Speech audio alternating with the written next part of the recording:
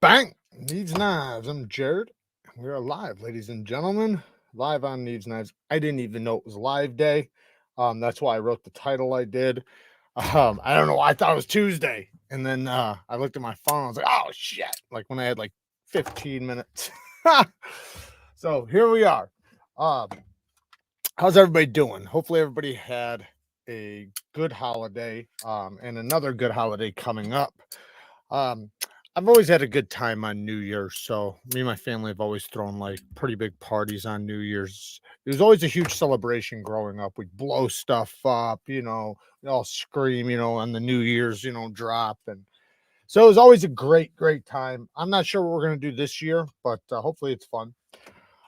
And then I opened up the video with the Addicted to Knives halt, which will be dropping in January. This thing is really awesome. Did a really good job on it, and he does have a lot of, or not a lot, a bunch of changes. Basically everything, pretty much everything I bitched about, not bitched, but you know what I mean. Everything I nitpicked about, he's pretty much changing, like the choil, the clip placement, and I think maybe possibly the length of the clip, possibly the lock bar access. I'm not sure about that part, but the lock bar access is fine anyways. It doesn't matter about that. But man, this thing, look at that thing. This thing is so smooth. Best Tech did a killer job on this. Get this. I'm trying to do a I don't know, maybe I shouldn't say anything, but fuck it. I'm doing a knife design, or I'm trying to do a knife design. I'm trying to do a bunch of different knife designs with but one in particular with NEEVEKNIVECO.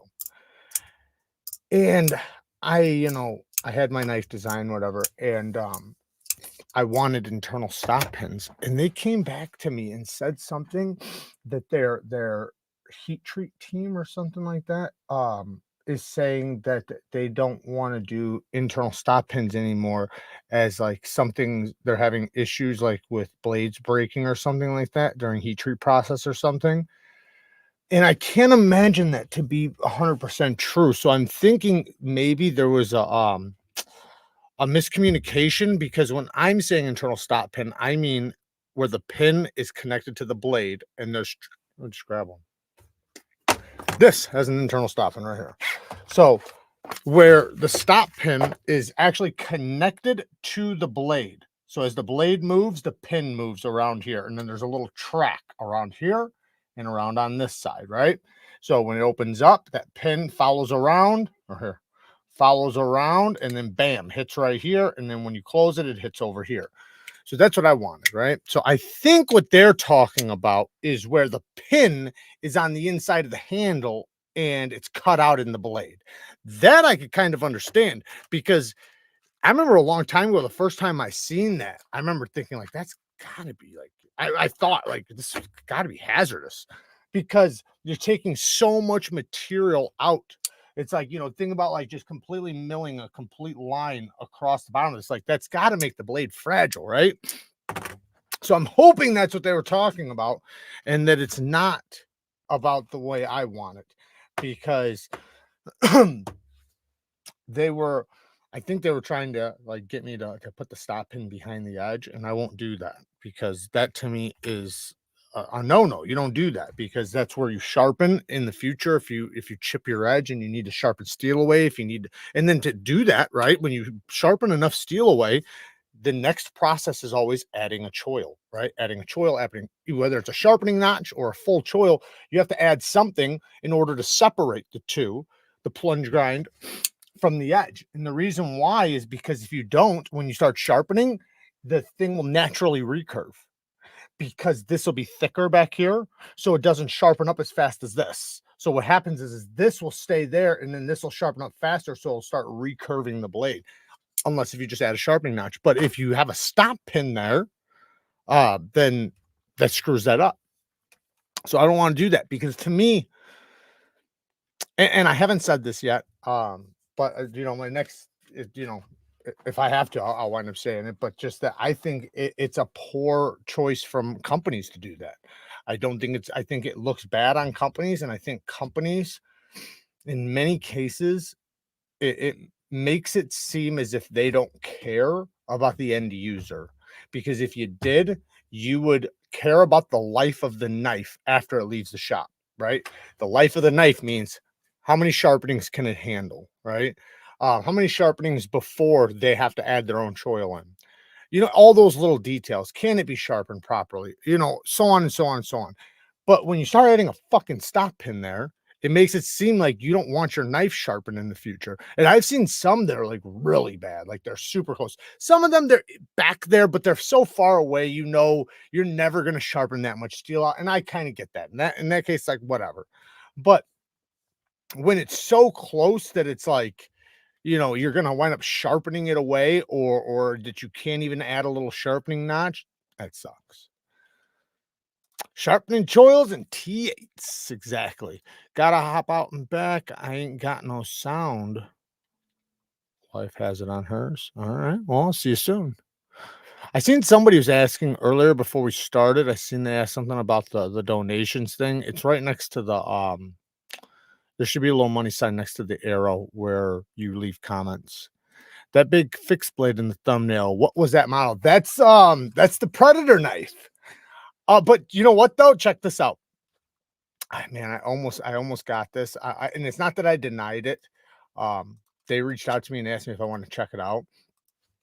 I didn't deny it. I wound up requesting something else, and it was just because it is so expensive. You know, I kind of felt, you know, like I don't know. I just didn't feel like it was going to do well on well enough on the channel to justify them sending me this. But here, I'll show you guys. This thing is fucking awesome. It looks a lot like the Predator knife. And I'm like kicking myself in the ass right now for not fucking taking it. Right here, Big Survival Deckard. And that is in A8 mod steel. I don't know what the fuck that is. I have no idea what that is. There's this other one on Polish Custom Knives that I really want that's in my Carta in 3V. Oh my God, I love it. But look at this thing. That thing looks like the Predator knife, doesn't it? It looks badass. You know what? Nick Shabazz has had this on his channel, which is absolutely crazy because you had never, I can't even imagine Nick Shabazz using a fixed blade like that, you know. Although it's very difficult to even imagine Nick Shabazz, period. So shout out to Nick Shabazz. Also, I do want to shout out a YouTube channel. Well, hey, John Evans, there's a YouTube channel. Definitely go and check out John Evans' YouTube channel. Thank you for the 5 bones, brother. I appreciate it. Show us the Predator knife. I would like to get that one though. The other one. The other one is just literally the what's it called when you take a movie prop and make it real or whatever? It's like a movie prop knife. That's what the one on the thumbnail is from. It's like, you know, from the movie. Which it looks cool, but man, it reminds me of that one I was just showing you guys. So I want to shout out Miguel's EDC because I mean he's let me see if I can find him. He did a poll. Here he is. Ah, cunt. He did a poll and about budget knives, and now I am got it.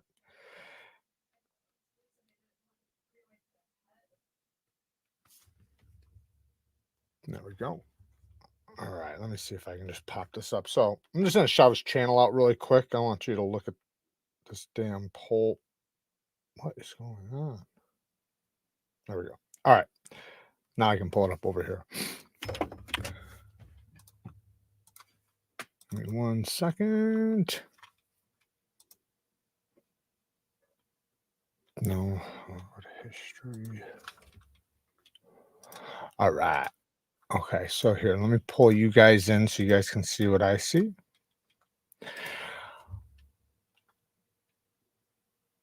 Is that one? Yeah. All right, so here is Miguel EDC's channel. You guys can go and check it out. I'm sure you guys can see the bottom of it right there. You see his name. Definitely go and give him a follow and a like. See how I hit that like button? See how quickly I did that? I haven't even seen the damn video. That's how I roll. But what I want to go over to here is his community post. So check this one out.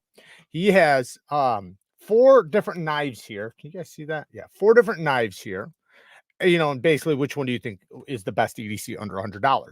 He's got the Rake P801, 7%. The Sencut Sakshi at 6%, which is surprising, but the Rake is a badass knife, and I got something to say about the Rake too. Then the Kershaw Iridium at 38%.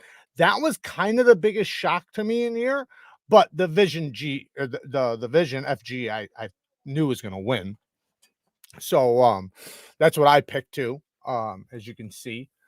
Hey, JD, thank you, man. Gifted me 5 new members. Thank you, man. I appreciate it so much. And then Gianni, thank you for the 5 bones. High-end folding knife under 280. I want to buy something. High-end folding knife under 280. Well, high-end would be like 500 and up. So if you want to spend under 280, check out Migaron. I just posted a video on this guy. Go watch the video on this. It's literally the video I posted right before we went live. So just look for the last video I posted. And here, let me pull this down. It's really dope. This Migaron has a lot of stuff in the like this is 215. So, and really, really good. Premium knife, premium everything. Like it's really good. My biggest complaint is just the clip. It works unless if your jeans are really thick like mine, but if you just wear regular jeans, it'll work just fine. But you know, I do want them to improve their clips a little bit more, but damn it, this is a banger knife. Badass knife. Well worth the 215. And thank you guys again for the donies. Has the Herman broken it? Yeah, actually, it's funny you said that because I grabbed it right before I went live and I was checking it. This thing is, it's really close. It's getting damn close. Like I can barely hear that detemp ball anymore. I can still hear it, but barely. So that means, you know, few more days of flicking, this thing's going to be butter. I remember when I got my, my Spartan Harsey folder and I had listened to, who was it? Some other guys in the community that had them, and they were saying, don't take it apart, don't do anything, just sit there and enjoy it, flick it, flick it, flick it, flick it, and it'll break in really smooth. So I did that, and boy did it wound getting so damn smooth. I just kept flicking it and flicking and flicking, you know, just letting that detemp ball break in. But then after it got super duper smooth, I took it and I did take it apart and I polished the washers and did a couple other little bullshit things to it. And man, that's why mine is so damn smooth. Mine's ridiculously smooth. Shout out to Polish Custom Knives. Definitely go give them some love. Listen to that. Bink. I'm not sure if it can compare to the Ishtar because the Ishtar is just so, man, this fucking thing is so good. I think this is possibly the best knife in my collection. I mean, this is the detent is so crispy clean, like it doesn't even make sense. Nothing. It's like anything to compare to this, like it's almost like one of those things where it's like once you've experienced this, now everything else sucks. It's kind of like that. Now, like if I was going to compare it to something, I don't even know what I could compare it to. But one action that's really, really good is on like Holtz. Those fuckers are really good. They got a really good clean breaking detent. Thank you, Todd. I appreciate it, brother. That'll be the next Charlie I had to my Sting and Vespertillo. Found the donation tab under Super Chat. Thanks.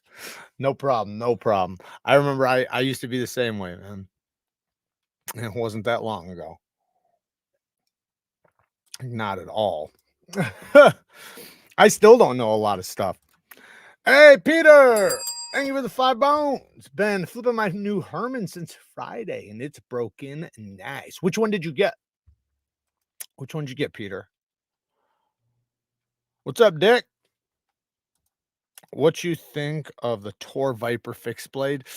I don't know. Let me look at it, but I'll say with Tor knives, I got a love and hate relate or I don't know about relationship, but I got a love and hate feeling for them. What was the name of it? Tour Knives what? Just the fixed blade? Let's go fixed blade. So my love for them is they're USA made. You know, I've seen that their prices aren't horrible or too crazy in many cases. Um, why is that it? Yeah. So, but the thing is though, is that I've had a few of them in for sharpening, and they were like the some of the pocket knives, they were like ridiculously thick. Like the geometry was almost obnoxious. And then there was like little tiny details that kind of made them a little rough around the edge, which I didn't care so much about, but I did care about that damn geometry. Like it just, and then the price was a little, in my opinion, for what you were getting right then. Like the price was good for a USA made knife and the materials, but for the ones I experienced, like the little details that I felt were rough around the edges, it felt like the price was a little high for that. But I mean, it's fine. I mean, I have only tried a few, so I shouldn't even be talking about them, to be honest. The fixed blades look dope though. I think I've tried. Have I tried this Karsumba? I think I've tried the Karsumba. Isn't that the same one that's on Kaviso or whatever? Yeah, these are pretty dope. You can tell what types of knives those are for. The Egris, that's pretty cool. The Tomahawk, they got some pretty dope fixed blades. See, this was what it was something like this that I forget the name of it that I had him for sharpening. Let's see what else they got. I've never seen any of these folders from them. They look pretty dope. Huh. Coming soon. Let's check it out. There's a knife coming soon, guys. I can't tell you what it is, but it's pretty damn awesome. I hate to do that to you guys. But I can't tell you what it is, but it's been a long wait coming, and they finally did it. Peter Flanagan with another 2 bones. Thank you, man. Micro Sting. Oh, with the Timascus inlay. Used your link. Damn right you did. Hell yeah. That's what I'm talking about, Peter. Yeah, I got the Micro Sting. And yeah, it's a little small for me, but I could see why, you know, everybody's size preference is going to be different. So my size preference is just a little bit bigger, but that doesn't stop that knife from being just absolutely badass. I also have the regular Sting. Now, you know, now that I have the Ovium, the only ones I have, or the ones I haven't tried, is I haven't tried the Slim. And then there's another one I haven't tried. I can't think of the name of that I want to really bad. I really want to try that Slim. Speaking of Grail knives, I'm waiting for a Koenig Arius to drop. Not pre-owned, but damn that price tag. Good for you. That's a hell of a purchase right there.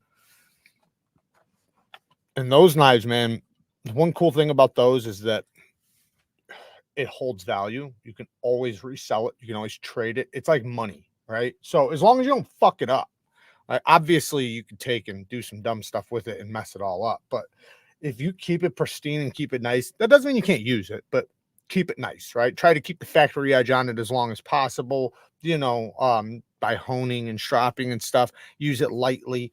That thing will retain the value, like just like having money in your pocket. And then later on, you can use it as a negotiation or you know, to sell or whatever, a trade.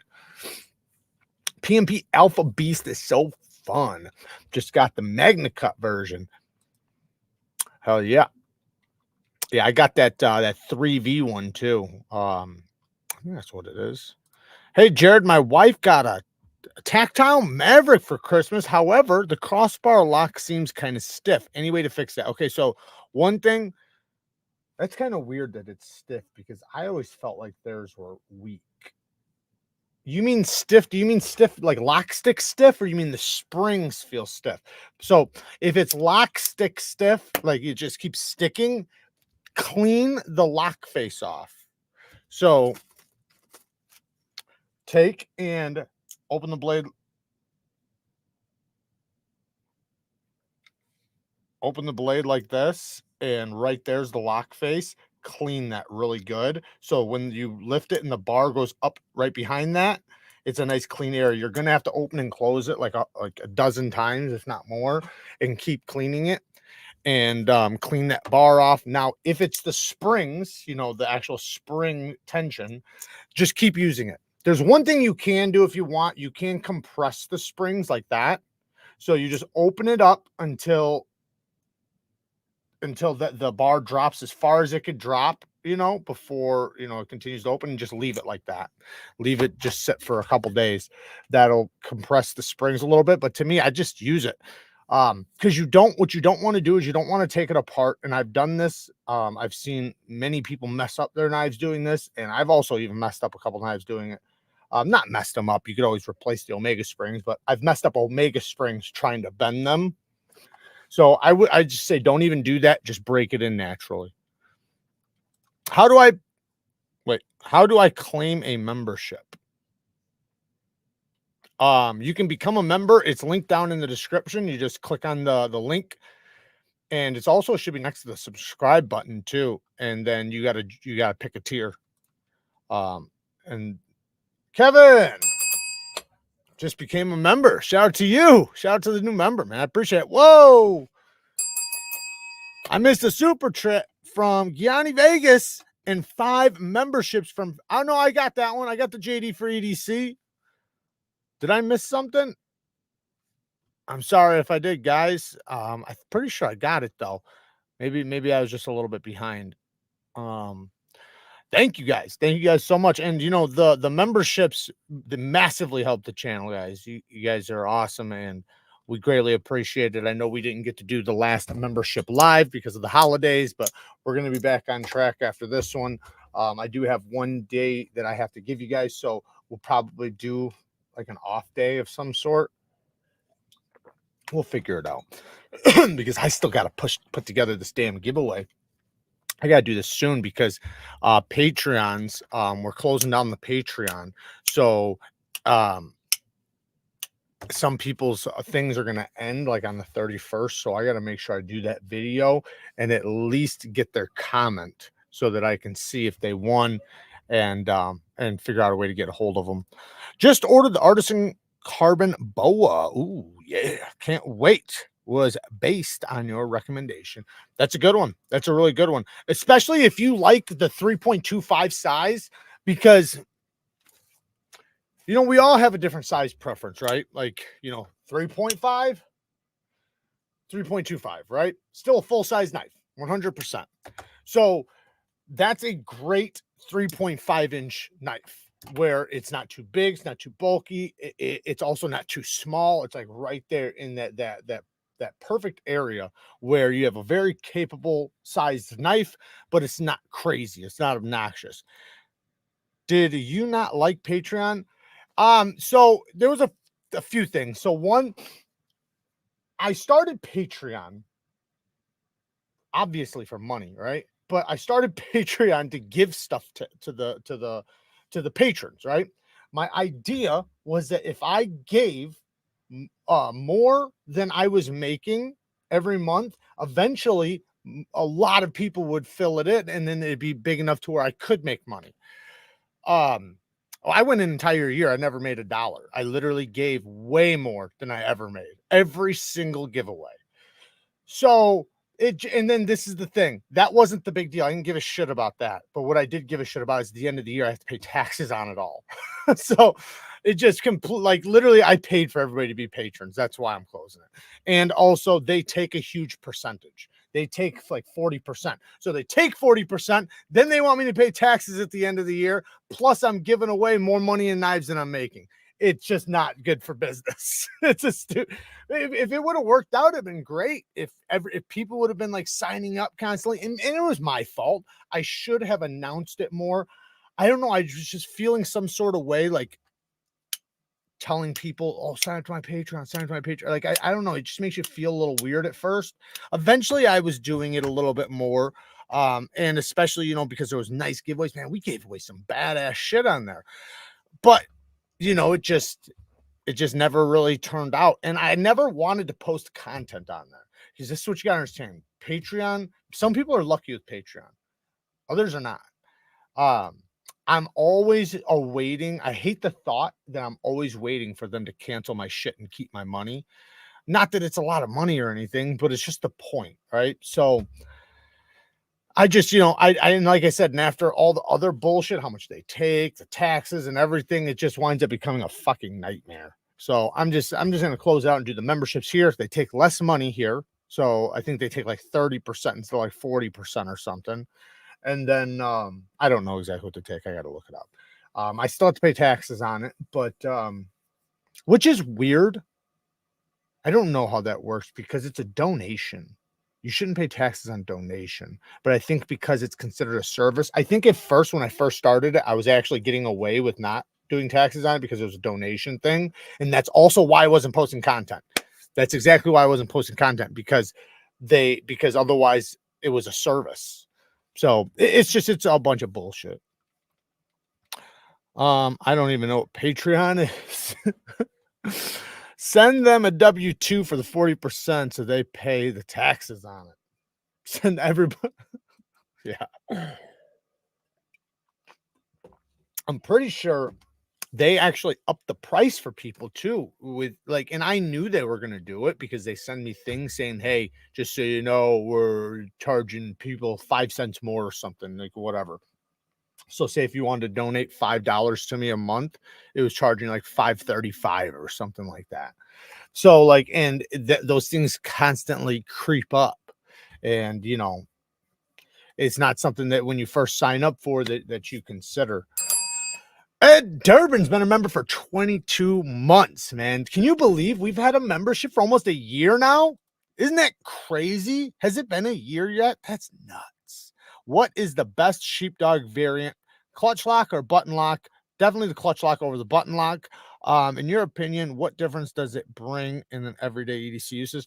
So I would say the clutch lock is going to be the superior lock. The best one I would say is going to be, well, I don't think you can get it anymore, so I shouldn't even say this one, but would be the 10V one. This is like K390. 10V is basically like it's like K390. But this was my favorite one. Now, besides that, the titanium one. I love the titanium one. This has such a crispy detent. Listen to that fucker. Sounds great.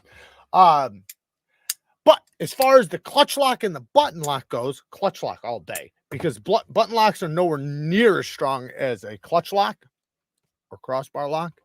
And they do a good job with it. And you can tune the detent to your preference. It's very fidgety. It's a no-brainer. And they do a good job on the whole knife altogether. The aluminum scales feel really good. The geometry is really good. It's a great slicer.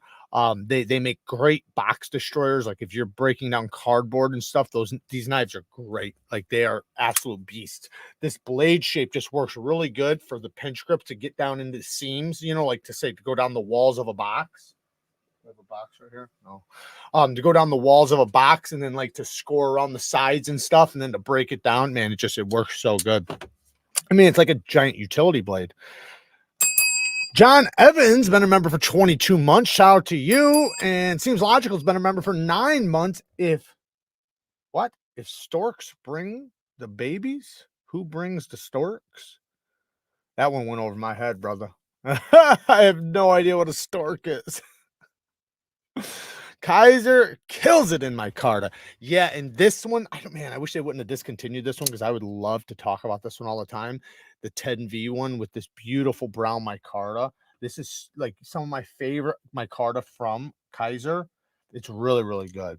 Obviously mine's really dark from use, but I can't say how good the 10V is. You know, it's not, obviously I wouldn't compare it to my Spyderco's K390, but it is K390 basically. It's 10V technically should be superior to K390, but let's just say they're the same, because they're basically, they're pretty much the same.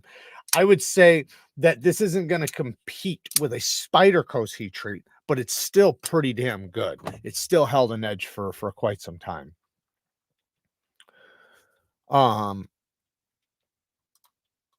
What's the point, EDC? And I am now jealous. Kindly go. I mean, congratulations. Am I flicking my mini sheepdog button lock right now? It's great. I didn't say there was any issues with it. I got the button lock ones too. I got every version. Literally, I got a whole drawer over here full of minis, and I have more. Like that's just one drawer full.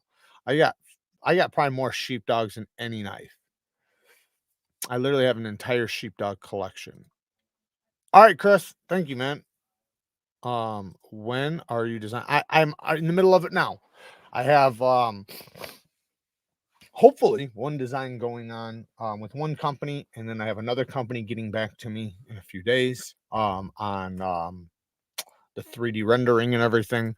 So I'm in the process because I would love to fill up. I want to do multiple different things. I want to do some knife collabs with companies, like a We Knife, Neeveknives, whatever, but I also want to do OEM stuff. I want to have my own shit where, it's a Neevekniveco knife. That's the plan. And I would love to fill the site up, the Neevekniveco site, with just all kinds of knife designs that are specifically from me, regardless what OEM I'm using.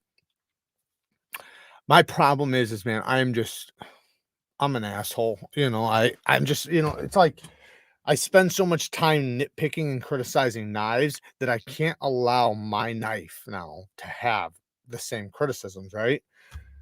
But it's difficult sometimes when you're dealing with companies, and I understand it from the perspective of some of the designers. They might not have wanted it like that, but it's just that's the way it was going to have to be done if they wanted to have it done. So you kind of gotta, nut up or shut up. You either got to do it or not. Like and sometimes when you're like months in or like weeks in, months in, whatever, you got a bunch of time involved. It's like, man, does this one little thing matter that much? That's what you start thinking in your head. But to me, like, I'm ready to close it. Like, I almost felt myself earlier, and I had to literally erase everything I wrote because I felt myself. I felt like if somebody read what I wrote, it would come off the wrong way, and it probably did. About the stop pin thing. And I'm not trying to be a dick or anything. It just some things that thing just didn't make sense to me about the internal stop pin. Is there a way to fix up the black coating on the edge of a knife if it gets scratched up? Is there a way to fix up the black coating on the edge? No. Once it's scratched, it's done. The only thing you could do, there's one thing you could do, but you're going to add more scratches. You can stonewash it. So if you have that's the beauty with a stonewashed coated blade. So like if you ever have a blade like this one is not stonewashed, right? This is not stonewashed. But if they would have stonewashed this blade, it would knock off just parts of the coating.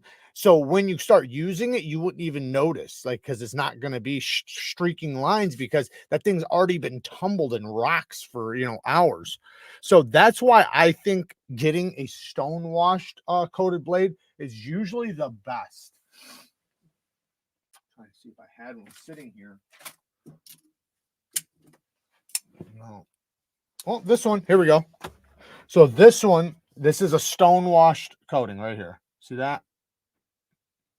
So now when I'm using it, it doesn't show a ton of wear like it would if it was, say, the other one I just showed. I heard that one. Ordered some Veneve stones. Your sharpening videos are awesome. Hell yeah, Mark. Good for you, man. That's badass. Yeah, I'm gonna try to get some sharpening stones on the Neevekniveco site. I'm not sure if I'll be able to or not. And by the way, guys, definitely check out the Neevekniveco site. It's linked down in the description. Always check that out. I'm going to try to pin it at the top of all my videos so that, you guys can check there first and see if whatever I have on the channel is on there. Now, we don't have a ton of stuff on there, but we're trying to get more and more stuff. We do have a bunch of stuff on there right now, though. We got a bunch of Wii's, a bunch of Civivis. What else do we have? We got some Jack Wolfs. So we got a little bit on there, but it'd be nice to get a lot more. So yeah, just keep an eye out on it. But I want to get sharpening stones on there. I'm just, I want to make sure it's the ones that I recommend. I'm not just gonna get fucking anything on there. I would like to see a Jared version of the Jutland. You know, man, I'm the Jutland, man. I love the Jutland so much, but it's just weird how my Burlap micarta one, both of them were not that great. I don't know if that was just my experience. I wish somebody had both versions too, so they could say if their regular version was better than the Burlap version, because both Burlap versions I had, were rough. How much is the aluminum Chevalier over the original? I'm not sure. Let me just look really quick because we have them we have them on the site right now for $69. I think the original ones were like 65, but they might have went down since this new ones came out.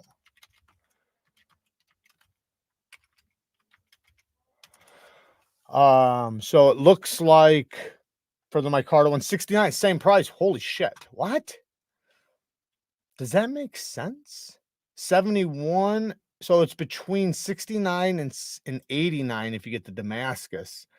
Let me check another site really quick. Oh shit. Well, they're always high right there. So yeah, same price. That's crazy, right? Same exact price. So I would go with the aluminum one for sure. The aluminum one it feels superior, you know, and it's just material, right? It's a metal. It's a lightweight metal. It's aluminum. Aluminum always feels superior in most cases. Like it depends on what you're going to use it for, because obviously there's going to be micarta in some cases that's superior to aluminum, depending on the application. But for as a lightweight EDC knife, aluminum. I mean, to me, I like the feeling of it. Some people hate the way it scratches. So that would be the downside to aluminum is yes, it does scratch. But me, I like that. I like that look. Love the new video spotlighting Migron. They are putting our budgets to stand with those quality intolerances. Agreed, man. And when you really look at it too, like even look at that other one, the Arma, under $300. That thing is a monster. And then the new models they just dropped, my goodness, are these fuckers great. I can't, man. Like I said, the only thing I don't like about this one is just the clip, which, I'm willing to get past it, but that's the one downside. But man, everything else is just so badass on this thing. It's so damn good. This is by far their best one yet. Now, I really like the Flicks too. So this one would be my number one, then the Flicks 2. And if I could find my Flicks 2, I could compare them. But I don't know what the fuck happened to that thing, man. Is there a way to fix up the I read that one. In your opinion, what is the best budget sharpener? Stones, freehand. Freehand. Because you just buy stones and you can learn the skill and keep it with you forever. But if you're talking about fixed angled, then I would say so when you say budget, you gotta understand, like, to me, a budget knife sharpener is gonna be $200. That would be the KME, right? Now, if you want to go lower than that, you can go with the Work Sharp Precision, but you're very, very, very limited. So you're not going to be able to do what the other sharpeners are able to do. You're going to be able to sharpen small pocket knives. Now, if you have the money, go with the Work Sharp Professional. That's 250. That's a really good system. You got everything you need in there, and then you can always upgrade it in the future. But the KME for $200 is like kind of like the best bang. I personally think the Work Sharp's better, but it is like $50 more. And then the $50 Work Sharp Precision, it's cool. It's great. I've got many videos on it. I think it's good to upgrade the stuff on it, but that costs more money. So now it's not so budget. So in that case, you might as well just go with a different system. My favorite budget system is going to be the TS Prof Pioneer or the HAPSTONE was it the RC? So the the TS Prof Pioneer, you can always get the upgraded parts to make it even better, but just the way it comes is great. Like you can just clamp it down to a desk. It'll basically it's a TS Prof. So TS Prof makes the best sharpeners in my opinion. And it's affordable. Like it's like 220 bucks or something, 200 some dollars. Now you don't get stones with that, or maybe you do get TS Prof stones. Maybe you do. I'm not positive on that. So TS Prof stones suck though. I just got a titanium Monacola. It's crazy with 14C for 37 bones. The Monacola? The fuck is that? I just got a titanium.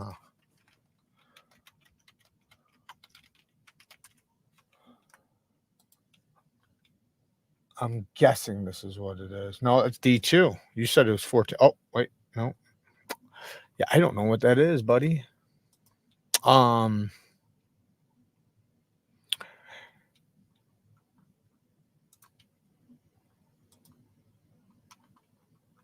Oh shit, I'm backed up, guys. Sorry. Peter's been a member for 13 months, waiting on Neevekniveco to ship out of US. I think so. There's reasons why we can't yet. I forget exactly what it is. I'll talk to my partner. But we're trying. We're trying to do that. But you'd have to pay for shipping, most likely.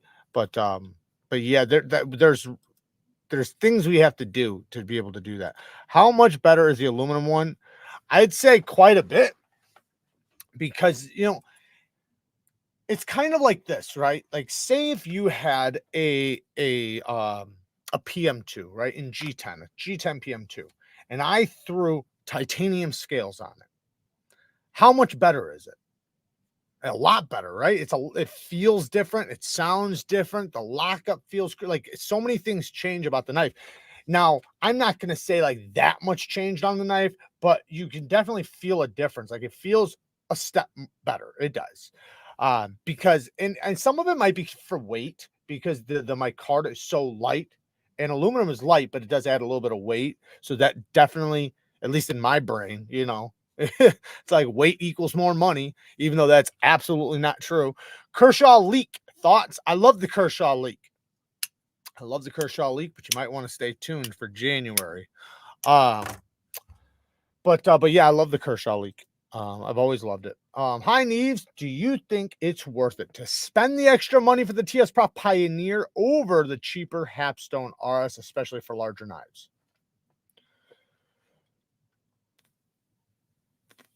Okay, so here's the thing. With the TS Prof Pioneer, you can upgrade and you can do bigger and bigger knives. You can also get the big ass base for it. I just did a video. Did I do a video? I think I did a video on the parts.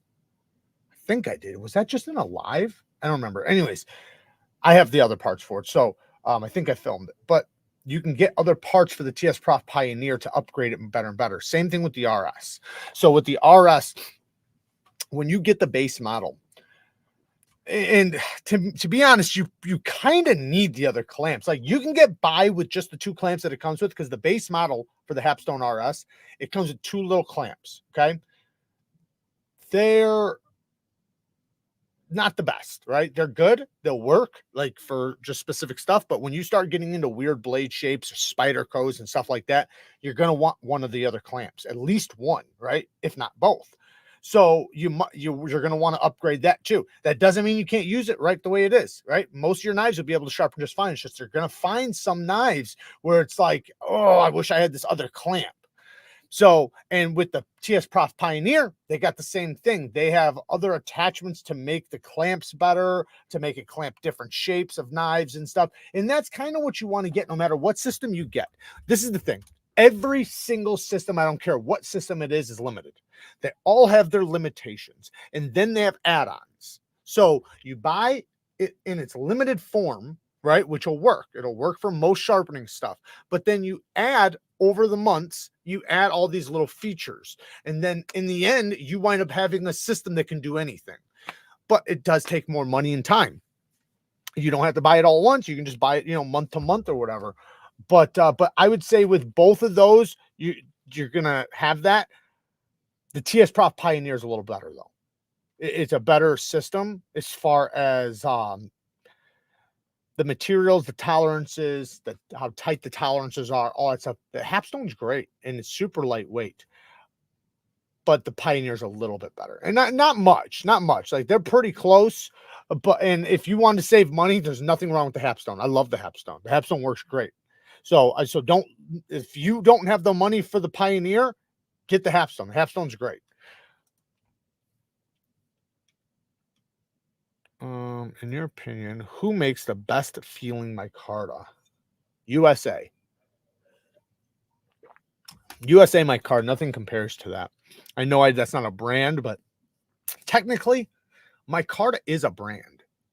So all these other companies using micarta, right? They're just stealing the name pretty much. Like micarta was originally a brand made in the USA, and I think it was for electrical or something. But now, there's all kinds of micarta made all around the world, and they all call it micarta.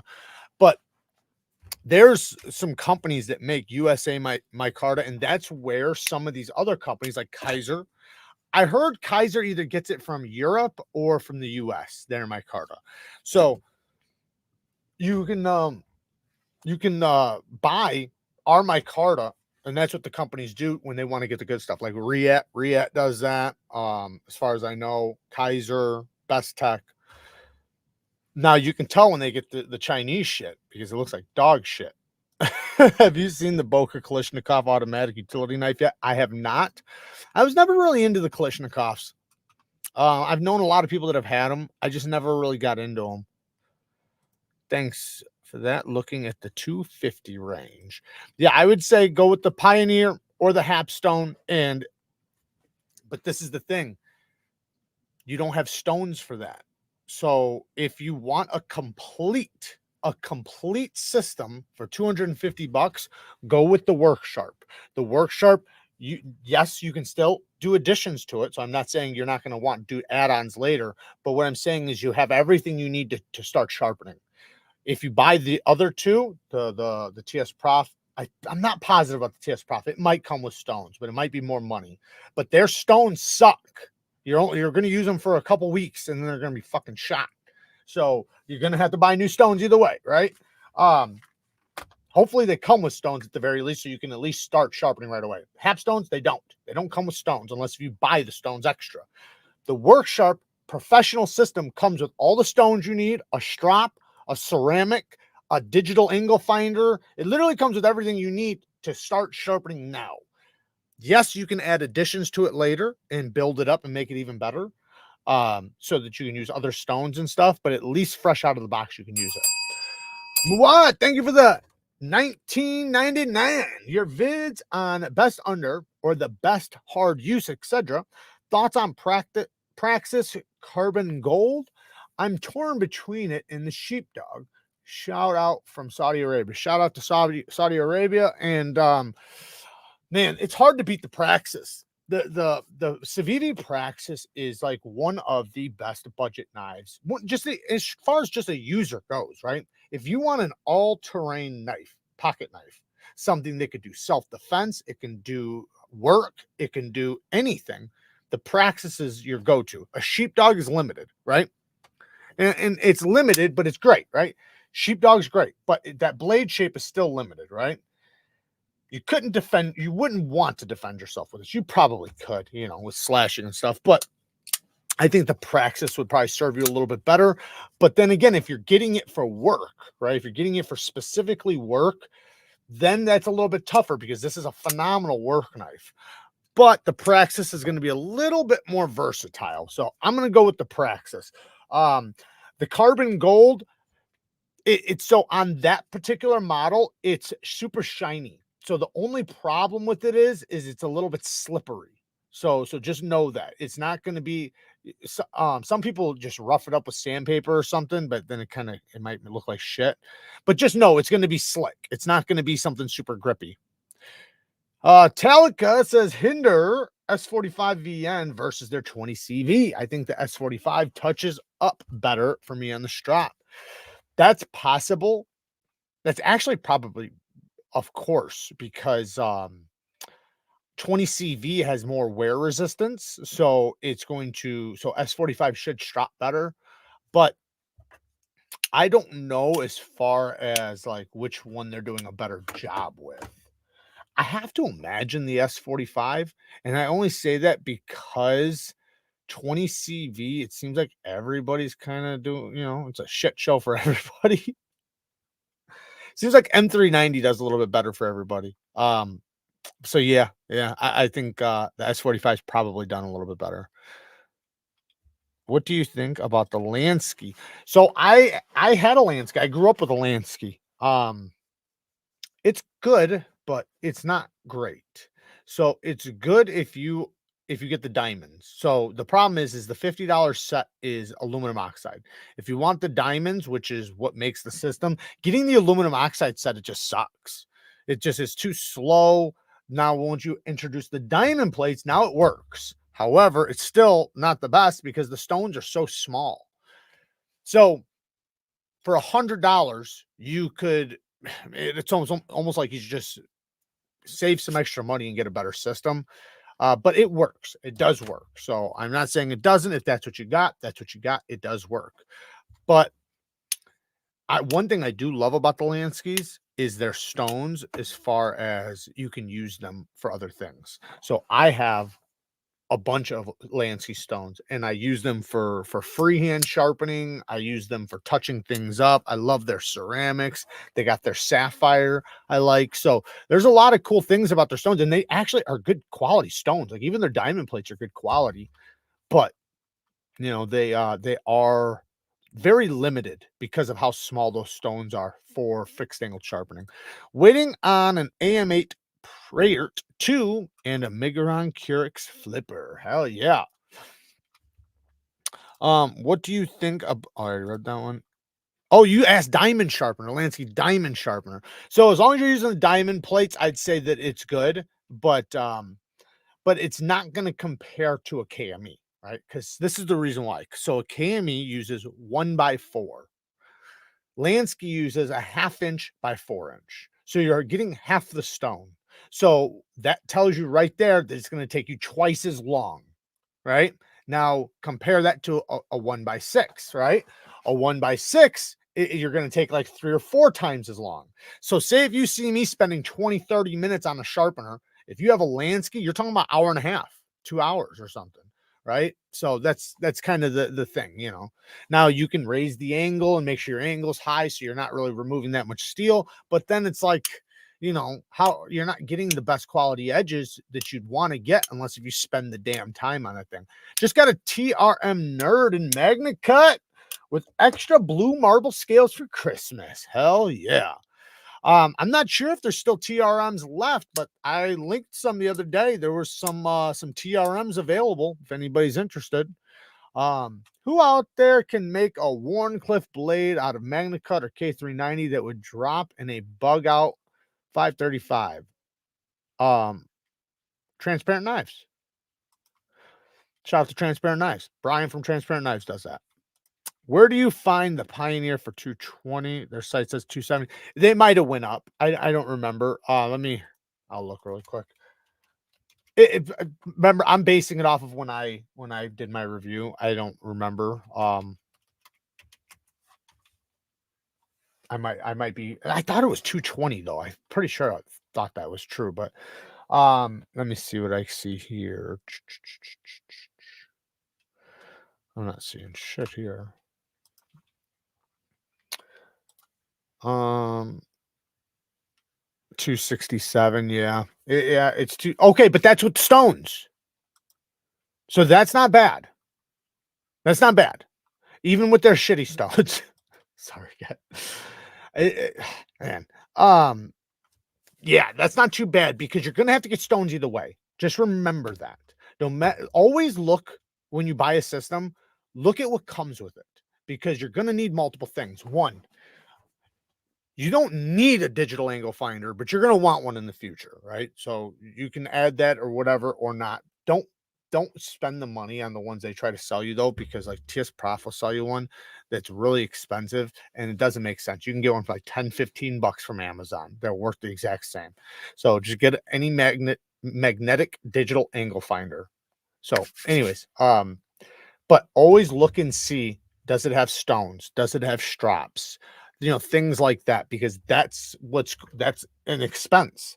So when you look at the system, you can see like, okay, it costs this much money. Now, if I want the stones I want, it's going to cost about the same price, right? So now I'm in double, right? You can get cheaper stones and you know, spend a little less, but you got to weigh those options. Because what sucks is when you get a whole system to show up at your house and you ain't doing shit because you ain't got stones yet. Later, Chris. Thank you for joining. The Kershaw heist just cut me on the palm when closing again. Sucks. You're palming it, man. You're palming it. You're palming it like this, ain't you? That'll get you. That'll get you every time. Papa Peter, what do you think about the Work Sharp Canonian edition? So I have one. I think it's great for big fixed blades, machetes, lawnmower blades, anything big. I wouldn't use it for anything small. I definitely would not use it on any folding knives. Now, unless if I'm regrinding, that's different though. Like if I'm doing a regrind, like say if I break a tip on a knife, I'll regrind the spine, then I use it, right? But as far as sharpening goes, I save that for big stuff. And I use the belt grinder attachment, you know, so if I need to sharpen up my fucking kukri or whatever, right? That I would use that. Now, like chef knives and things like that, you could do them on there. But listen, guys, man, chef knives, people don't realize like how easy a chef knife sharpens. It sharpens so incredibly easy on a stone. Like that is the easiest knife to sharpen is a chef knife because they're thin behind the edge. So they're thin behind the edge. You have a big base to hold the handle. So it's very easy to lock your arm in place, you know, to do the strokes. I'm telling you guys, if you got a stone and you just listen to the words I say when I'm sharpening and really focus on the words I'm saying so you understand, like, okay, I'm developing a burr on this side, you know, checking the burr, make sure it's from heel to tip. Then when you flip, do the same thing and then fatigue the burr and then focus on what I say, listen to what I say about the burr. Because if you can just, you get two stones, a coarse and a medium, and you can have the most wicked sharp chef knives ever. But you know, that's if you care to do it. TS Prof has bulletproof customer service. So far, I'm dealing with issues on my Blitz Pro now, but every message has been answered the day or so far. Yeah, they're pretty good. They're pretty good. I'll give them that. I remember when all the war shit broke out, they reached out to me and they were like, "Hey, man, like, you know, they obviously, you know, they don't have nothing to do with it, right?" So, but they were like, I could tell like they felt the type of way, you know, like I could just feel it through the message.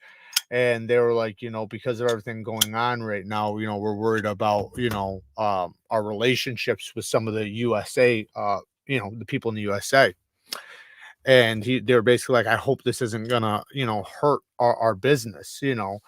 And a lot of them went to Ukraine afterwards. Like so many companies went from Russia to Ukraine because they don't want it because USA isn't trying to do business with them. I just was like, fuck it, I'm staying out of that shit. Like to me, it's like a person's a person, a business is a business. Yes, I understand they're a communist country, they're our enemy, but I'm not, it's not the government, right? That's the government, right? These guys are just a family that providing for their family, you know, and having a business. And I understand that part, right? So you know, I don't hold it against them. I just like I would hate for anybody to hold against me what the fuck's going on in the White House here, you know. So, but anyway, it does become a sticky situation because you feel some sort of type of way sometimes. Um, but it does feel kind of good when they reach out and they're like, "Listen, man, we don't like this. We hate this. We don't want nothing to do with this. This isn't us," you know. Because and you understand it, right? You understand that's kind of like the same thing if somebody reached out and said, "Hey, fucking Biden's doing this or whatever," and you're like, "Hey, man, that's not me. I don't like what that guy's doing," you know. So. I need new stones for my TS Prof, just like an 80/300/600 grit would be fine. I would get, if I was you, I would get 3 Atomas. So I'd get the Atomas or the Hapstone starts. So I'm going to show you the 3 stones I would get right now, because if you're going to get the Hapstones, use my Hapstone link down in the description. These stones are really, really good. I've been recommending them ever since I actually started using them. Why is this thing so damn slow? My number one is always going to be Venive, but they are very expensive. So I don't expect you to get Venive, but if you can. But this is what I would get if I was you. If I was you and I wasn't going to get Venives, I would get these. These are Hapstone Start. They say CBN, but make sure they say Start. That's the most important part. Okay, because these are just regular diamond plates. They have heavy diamonds on them. They're done very well. They last a long time. They're really good. And you can see you get 100 grit, 220, 400, 800, and 1200. They're 35 bucks a piece. They're not cheap. And then the next one I would go with, if I was you, would be this. And I'm specifically saying these because these fit your system.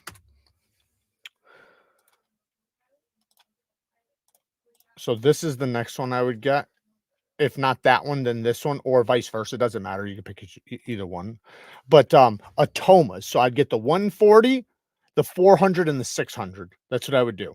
The 140 is going to be reprofiling. The 400 is aggressive enough to reprofile on something that doesn't have a lot of damage or that's thin.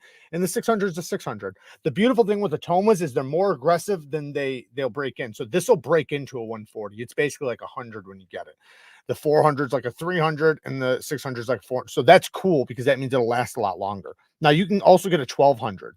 So the thing is yeah, they're expensive too. So that's why the Hapstones work. You know, they're diamonds. So, but if you have the money, then go for Venives. Venives are always going to be the way to go. And they'll last you so long. So much longer than any diamond plate. Yeah, I got to break in the crossbar more, figure out how to brace it differently. What's your thoughts on the off-grid Cayman? Which one was the Cayman? Off-grid Cayman.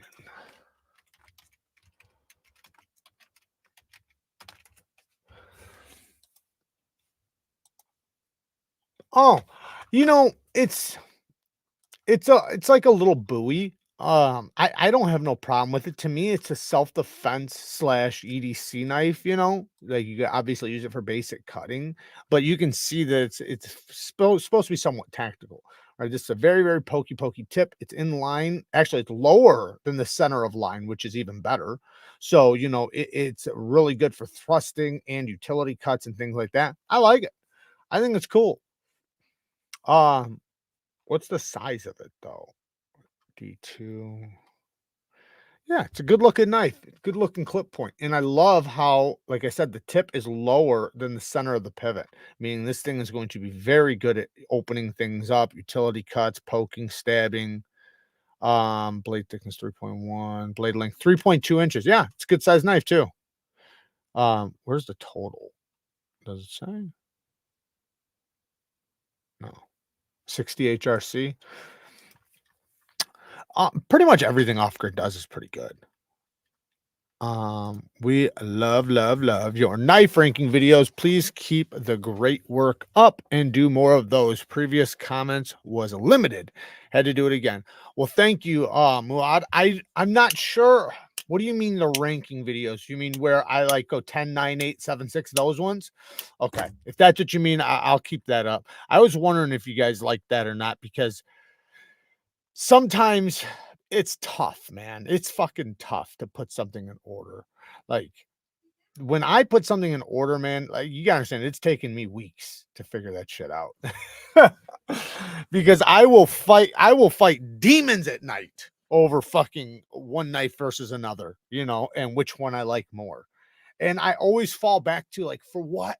right? For what purpose, right? Because the same two knives, if you gave me a purpose, I'd pick one or the other, right? And if you picked a different purpose, I'd pick one or the other.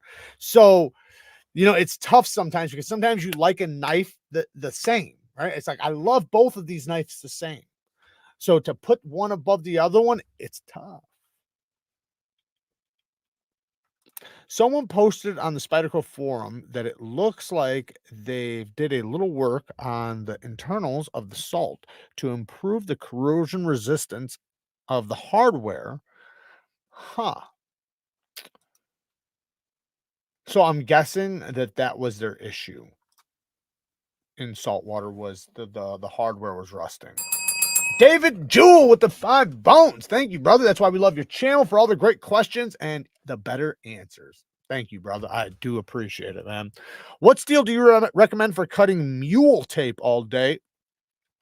Polyester pole. Okay, so if you're serious, I would recommend one of two things. So okay, so sorry. M390 was made for plastic. Okay, so it's made for the plastics industry. That's where it comes from, M390. So if you got good quality M390, like from Spyderco or something like that, that'd be a good one. Now, another one would be S90V. S90V.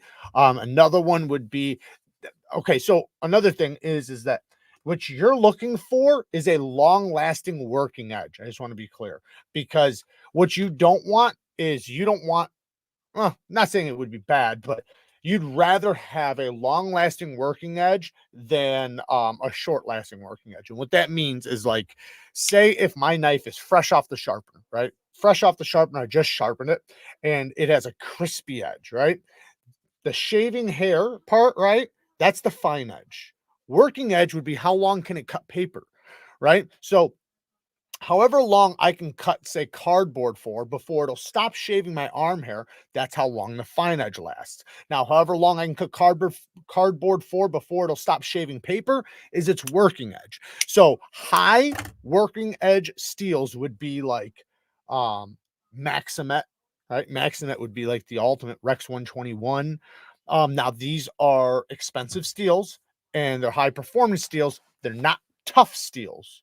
So you don't want to abuse these steels. You want to use them for cutting. So if you're only cutting mule tape, like you're saying, and it's just mule tape and you're not hitting staples and bullshit, then that would be probably a really good steel. But remember, it's not tough. It's made for edge retention. Now, if you are going to be hitting stuff here and there, you know, and maybe doing a little bit more tougher stuff, Magna Cut would be really good. Just make sure you're getting it from a reputable company like Spyderco or something like that. Spyderco does a really good job with their heat treatment. So I like when people are asking about a steel specifically, like I'm basing my knife off of the steel. I usually recommend Spyderco because you're going to get the best out of them as far as heat treatment goes. And then you're going to get the most out of the steel, because there's a lot of knives that use all different types of steels. But if you're specifically buying the knife for the steel and you don't give a shit about the other stuff, then go to Spyderco. Not that Spyderco doesn't have the other stuff. I'm not saying that. I'm just saying, like say the difference between an M390 knife with titanium and you know, deep carry clips and or milled titanium clips and all this shit. You're not going to get that from Spyderco, right? But what you could do aftermarket parts and do that. But what you will get from Spyderco is a tough, functional work knife that has a good heat treatment and a solid lock.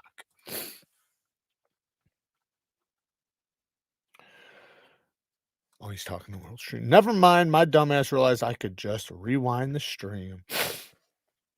Yeah, you can't fast forward, but you can definitely rewind. You can fast forward soon once it's over. I have the Civivi Elementum 2 button lock and Nitro V. I love the action, but I'm looking for a better steel. Is the S35 going to be the same and or the Wii version? So S35 is superior to Nitro V. It's not like bounds and leaps ahead. If you Nitro V would be like a 4 out of 10. S35 would be a 5 out of 10. So it's not that much more, but it is more. It's better, right? You could even put it like a 5.5 probably. You know, 154 CM would probably be like a 4.5 to 5. S35 would be like a 5.5. So yeah, it's gonna have better edge retention, but if you want like to really feel edge retention difference, then you're gonna want to get higher than that.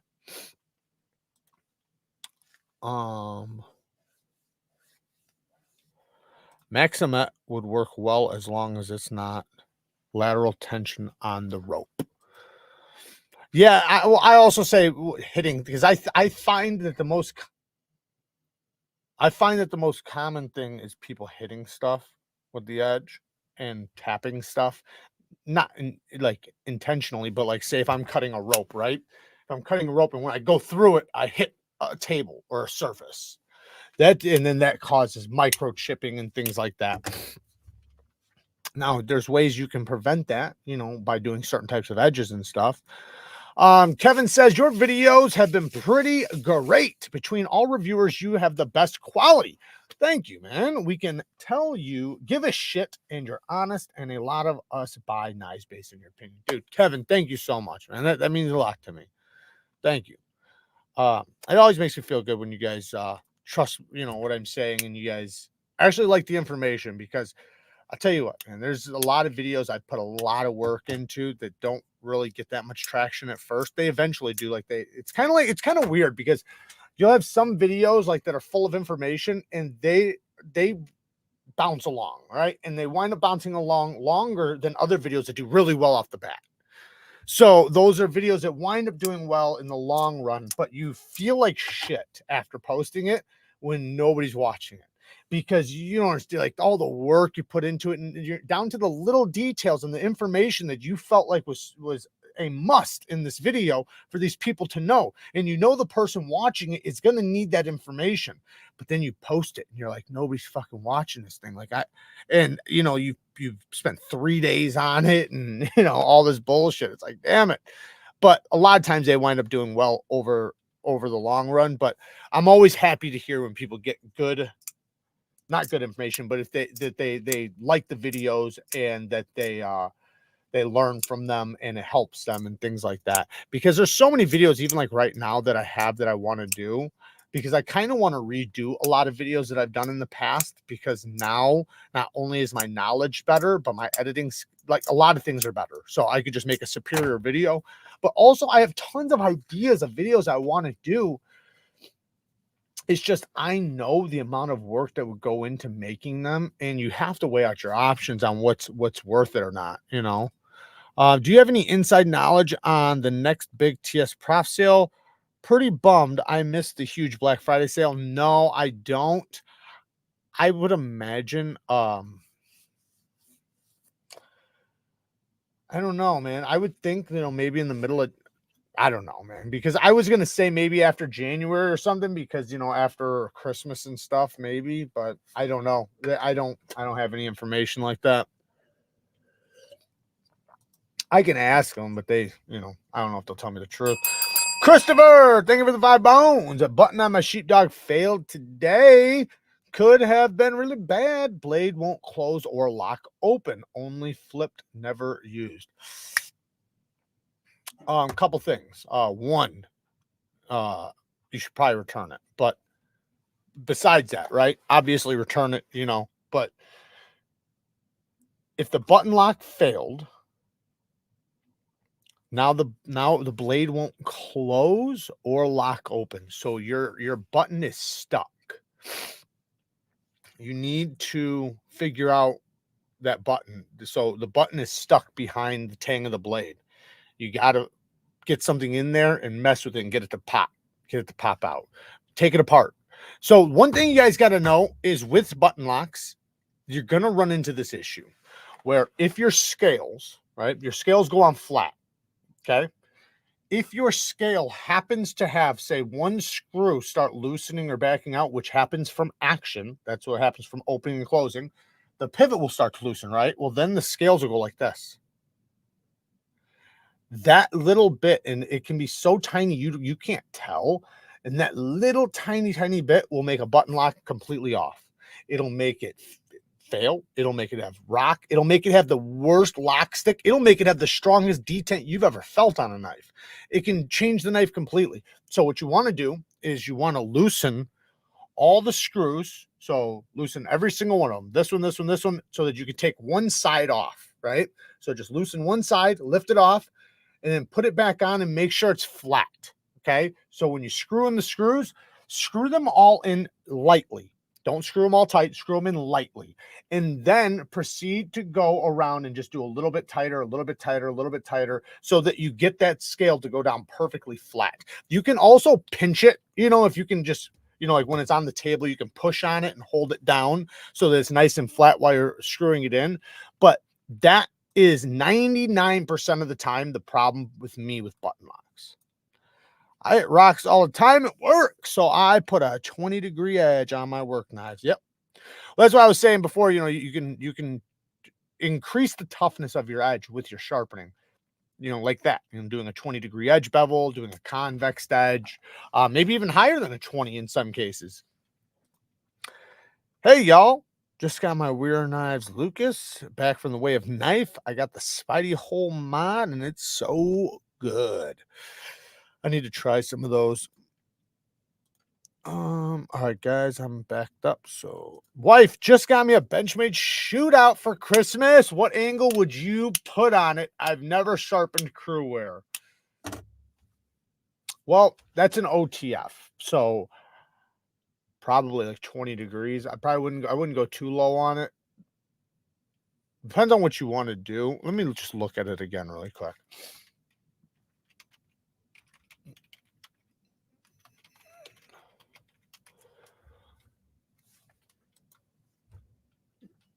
I just want to look at the choil again. And I'll show you guys what I'm looking at so that you guys can understand what I'm staring at right now. Okay, so what I'm looking at, if this fucking thing wasn't retarded, what the hell? Are you serious? Let me get a different one. You guys see that? Okay, so what I'm looking at is I'm looking at the choil right here, and I'm seeing one, how close it is to the scales because it's an OTF, and number two, how close it is to the plunge grind. I can't really see it very well. If the bug out. Oh. So I'm going to say 20 degrees. I wouldn't go lower than that, just depending on just from what I see. I would say you could go to 17. That would be the lowest I would go on this. Don't go any lower than 17. I think you'd be good at 17, but going 20 degrees, you can always lower it, right? You can't bring it back. Well, you can, but you know what I mean. You once you've removed the steel, you can't put the steel back, right? But what you can do is you can go 20 degrees, and then if you think you have a little bit more room, you know, between the plunge grind and things like that, or maybe you want it a little bit more slicier, you can always lower it from there. So, you know, and you can even do like a happy medium, you know, like 19 or 18 or something. But I wouldn't go under 17 with that. I haven't owned a slip joint since I was in the Boy Scouts, 1976. Broken springs or the button is under blade locking.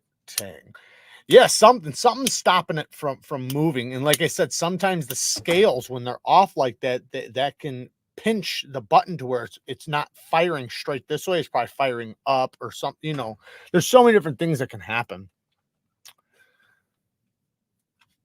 Let me turn this on over here. Oh shit, we gotta do fragrance of the day soon. I didn't get a story ready. Like I said, I didn't even realize what today was. But I'm sure we can come up with something. We can come up with a good story, I'm sure. What the hell's going on? There we go. All right, what do we got in here? 169, 169 of y'all in here. Jeffrey Dawson there, quiet district. I just don't care for the FRN.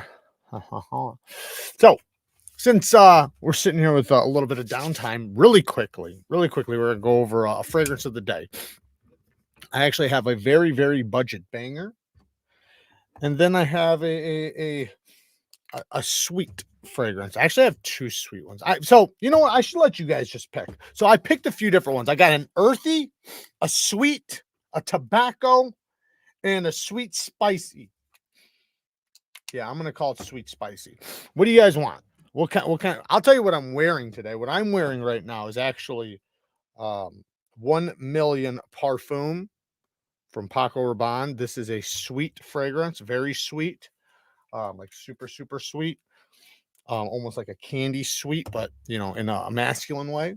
It's it got a little bit of spice with it. It's pretty damn good. I don't like it the initial spray. I like the dry down. Like right now, I'm not too a big fan of what I'm smelling. It's a little bit too, I don't know, a little bit too sweet with a little bit too much spice. But in like 2 minutes, it dies down and the spice dies down a little bit and it gets really good. But this guy, Alexandra 1981X, is semi similar to that. And some people might even say better. I don't know. But it has some similarities to the 1 million parfum. They're not exact. They're nothing, you know, like they're not like exact. They're like you would definitely like you just because you have one doesn't mean you wouldn't want the other, but they have some similarities. Now, I do have a tobacco and an earthy fragrance. Now, this earthy one, actually, let's go with this budget one. This is actually really good, and this is just from Old Navy. This is like, it's like 35 bucks from Old Navy, but damn it, is it good. It's called Indigo. You can find it on my Amazon link, just the Neevesknives store, not Neevekniveco, the Neevesknives store. So this is, it's a super fresh. It almost reminds me of like Versace Pour Homme mixed with, I don't know, like a splash of Creed Aventus and then like a little splash of something green. Maybe the Tommy Hilfiger fragrance. I don't know. It's fucking fire, man. I really like this stuff. But it's so cheap. You know, this isn't going to be one that's going to last all day on you. You know, last probably 4 hours, 4 to 6, maybe 4 to 5. But damn good though, man. Anybody would like this. It is a super freshy, super good, super clean, super masculine, very manly. Now I do have one right here. Never stop them, please. I bought 1 million lucky. Ooh, shit. Where'd it go? Sarah stole it. There you go. It's good shit though. It's good shit. I told you, man. Yes, I mean top under 100, top hard use, top weird nice. Even if you don't stick with that ranking, the idea of giving us a variety in one video under one criteria is just great and very useful. Top under. I got you. I got you. Yeah, I'll start breaking stuff up like that. I have some coming right now that I'm going to be making tomorrow. Ooh, wearing the YSL Blue Electrique I got from you. That shit's discontinued. You better savor that shit. That's crazy because I almost brought that shit out. That is discontinued. You can't get it no more. I'm not sure if you can find it on the market. If you can, it's going to be expensive as shit. But it's good. It's a good one. That's a really good one. Now, this one, other men's channel recommended it to me. So I'm not saying I recommend it to you, but I'm just telling you why I got it, right? I got it because all these other men's fragrance channels, they were recommending it, and like 5 of them wound up saying how great it was. It's called H2. Can you guys see that? H24. It's very earthy. To me, it has like a banana scent. It turns into a very earthy, piney, woody scent kind of, but right off the bat, to me, it smells like bananas, like banana candy. I think my nose is picking up something that other people's are not, because I've never heard anybody say that about it when they smell it. So I've never heard anybody say that, but to me, that's all I smell at first is banana candy. Not in a bad way. Like, I'm not saying it smells bad. It actually smells kind of good. But it eventually starts turning into like this pininess as it dies down, and it becomes like a nice earthy, piney fragrance. And maybe that's what they like the most, is just the dry down. But it's not bad. I haven't worn it a ton, so it's not the best in my opinion. As far as recommendations go, I'd say test it first. Test it first. But I do have a super masculine one here, we have, I think it's Polo Parfum. Yeah, Polo Ralph Lauren Deep Blue Parfum. Deep Blue Parfum. Now this one, literally, to me, this smells like barbershop and masculinity. It literally, to me, it almost smells like it's good. It is good. It kind of reminds you of like aftershave, barbershop, and then also like a gentleman's cologne. And I say that because like we all know the scent of like grandpa's cologne, right? I'm not saying it smells like grandpa's cologne. I'm just saying we all know that scent, right? So it has that splash of that mixed with like an aftershave and like a barber shop, fragrance. It's fucking good, but it's super masculine. Definitely something for the manly men out there. I'm pretty sure it's pretty affordable too. It smells really good though. And that one is Deep Blue by Ralph Lauren Polo. Right, Deep Blue, is that what I said? Yeah, Deep Blue Parfum. Fire. Just got some Calvin Klein one on today. Which one? Spice Bomb Extreme is just wow. So personally, I like the oh shit, I can't show you guys. Sorrow Wanted by Night. I like the Azzaro Wanted by Night the most. Between those two, they're very similar. They're both a tobacco spicy fragrance. But I have other ones that I like even more than both of those. But they lean to the extreme side, like my red tobacco. That shit's fire. I sent him a couple options to pick from. Send you something. Best is Versace Eros. So I like Versace Eros. I've had it a couple times, but I wouldn't say it's the best. You know what? If you like that, if you like the Versace Eros, you should try YSL O Electric. YSL O Electric. It's like EOU or something. O Electric. Try that. They're very similar, but in my opinion, the YSL is slightly better. But they're very similar. I wear Hollister and love it. Ooh, Tom Ford Vanilla Tobacco. Someone's not fucking playing. Hey, why don't you tell the chat how much that costs? Why don't you tell everybody how much that fragrance costs? That's what you should just put right next to when anytime you mention anything about a Tom Ford fragrance, mention the cost right next to it. You got a Microtech DOC or handled one? Your thoughts? I don't, and no, I have not. What do you think of Lacoste colognes? Worth it? I don't know. I've only tried one. They're cheap, right? So like this is the thing. Kind of like this, where they work. They're really good. The fragrance is nice. They're just not going to last a long time. They're not going to have quality oils for affordable price. That's the thing. When you buy an affordable fragrance, you want to make sure you're buying it from an affordable line that has quality oils, like say Alexandria, right? This is a company that sells you super expensive fragrances for very cheap. But most companies are they're stretching that dollar as much as possible. So they'll take a $5 fragrance and charge you $35 for it or $150 for it. So after they've watered it down and, added like 60% alcohol or maybe more than that. What is this one? I think this one's 40% or something. No, it's probably more than that. It's probably like 80%. But it just makes the thing not last as long. Hey, Brad Lennox, gifted 10 Neevesknives memberships. Man, you are awesome, Brad. Thank you so much, man. That means a lot to me. Thank you. Holy shit. That's a big downy. 285. Now that's a fragrance. That is damn sure fragrance. 285 smackers. I always recommend that one, and you ignore me. I'm not ignoring you. What do you mean? I always recommend that one. What's that one? I don't know what that means. Can you show us a VOSTEED Dutch Hund if you have one and your thoughts on it? I have a video on it. I don't have it next to me. I have one. It's just it's out in the other room.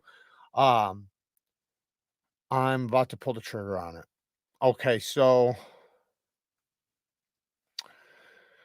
hmm, it's a good knife. It's a good knife. It's a sheepsfoot blade. It's a crossbar lock, so it's got a nice solid lock. The action's okay. It's not my favorite, but it's a solid knife. It's a good knife. It's classy. I do like it. I like it quite a bit, but if I was going to recommend, like, say, 3 or 5 knives, I probably wouldn't put that in there, but it's tough to say because it depends on what it's for. It's a good knife, though. Pretty much everything Vosti does is good, for the most part, and that has a crossbar lock, so you know it's gonna be nice and strong. The action's pretty good, um and I'll say this, the upgraded one actually, you know what? I think right now I'm remembering the old one and the new one was really good. So I had the prototype and then I wound getting the production one. And if I remember correctly, the production one like was amazing compared to the prototype. So watch my video on it because that'll give you my feedback while I had it in hand. Um, I have it in the other room. So, Brad Lennox with another 10 bones. Keep up the great work. Sorry I'm late to the game tonight. Sent a bigger contribution directly by PayPal. Oh, man, dude, you're awesome, man. Thank you so much. Anyone have issues with the Vossi Thunderbird button lock? What kind of issues? Is it the same issues like that I was talking about earlier where the detent is sticky or having a strong detent or something like that? Because in that case, it's your scales. Your scales need to be put back on flat. And when you do that, guys, make sure you not red, sorry. Make sure you use Loctite. That's what I would say. Not red Loctite. Use blue Loctite. Use Loctite. And let it set up. Let it sit for 24, 48 hours after you get the action good. So what you do is after you put the scales on nice and flat and you've put Loctite on your screws, you screw it in, make sure your action's good. And then once you see your action's good, stop messing with it because you're going to make the hardware come out more. So you don't want that to happen. So let it sit, let it settle. I have been getting decants of Creed fragrances lately. Boys do Portugal.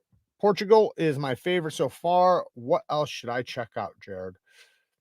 So I would say if you're getting decants, one, check out if you like some of the Creed fragrances, try the Alexandria Game Time. You can get it in a sampler.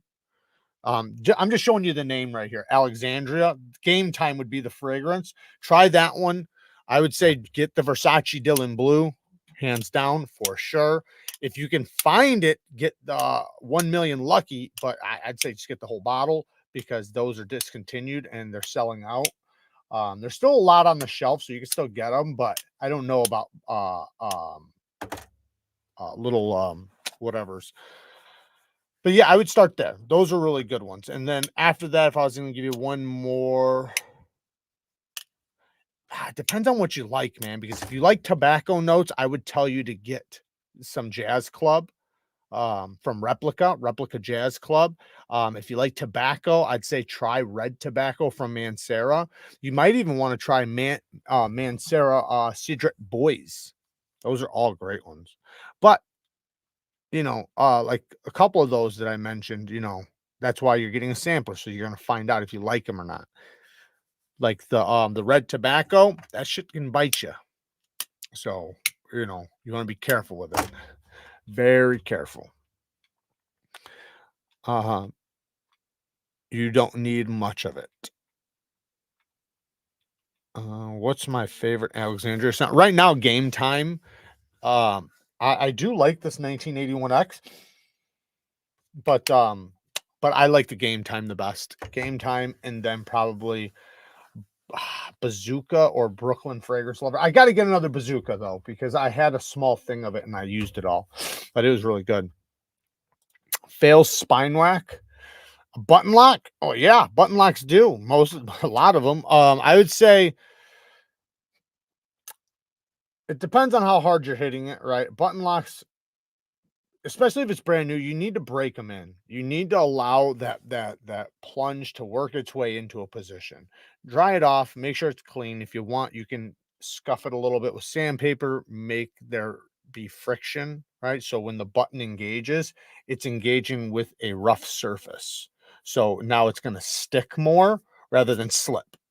You see what I'm saying? So if you take the surface where the plunge from the button lock locks up and engages, you can, and I don't mean like sand it down. I mean literally just scuff it. But clean it off, do that stuff, and see how that does. You can also stretch your spring. Your detent will become a little bit stronger, but it will help your lock engage more. I have stopped. I've gotten knives that were button locks to stop failing from that. That doesn't always work. But yeah, I'd say for button locks, man, just they're gonna be that way. Some of them are like that, some of them are not. They're not tough. Some of them are like I've got some tough button locks, but not all button locks are the same. It's kind of like liner locks. Same thing with liner locks, man. I have some liner locks that I could literally just tap and they'll fail. And then I have some I could probably baton with. Does anyone here think the Leatherman Arc is worth the hefty price tag? Been looking at one and can't pull the trigger. I haven't seen that one. I'd have to go take a look at it. Jared has a small bazooka. Oh, fuck. So somebody clipped that. Dylan Blue, the ladies love. Yes, they do. Dylan Blue is definitely a great one. It's one of the best fragrances of all time. Armani Code makes a really nice smoky up cologne. I got Armani Code Absolute and I like it.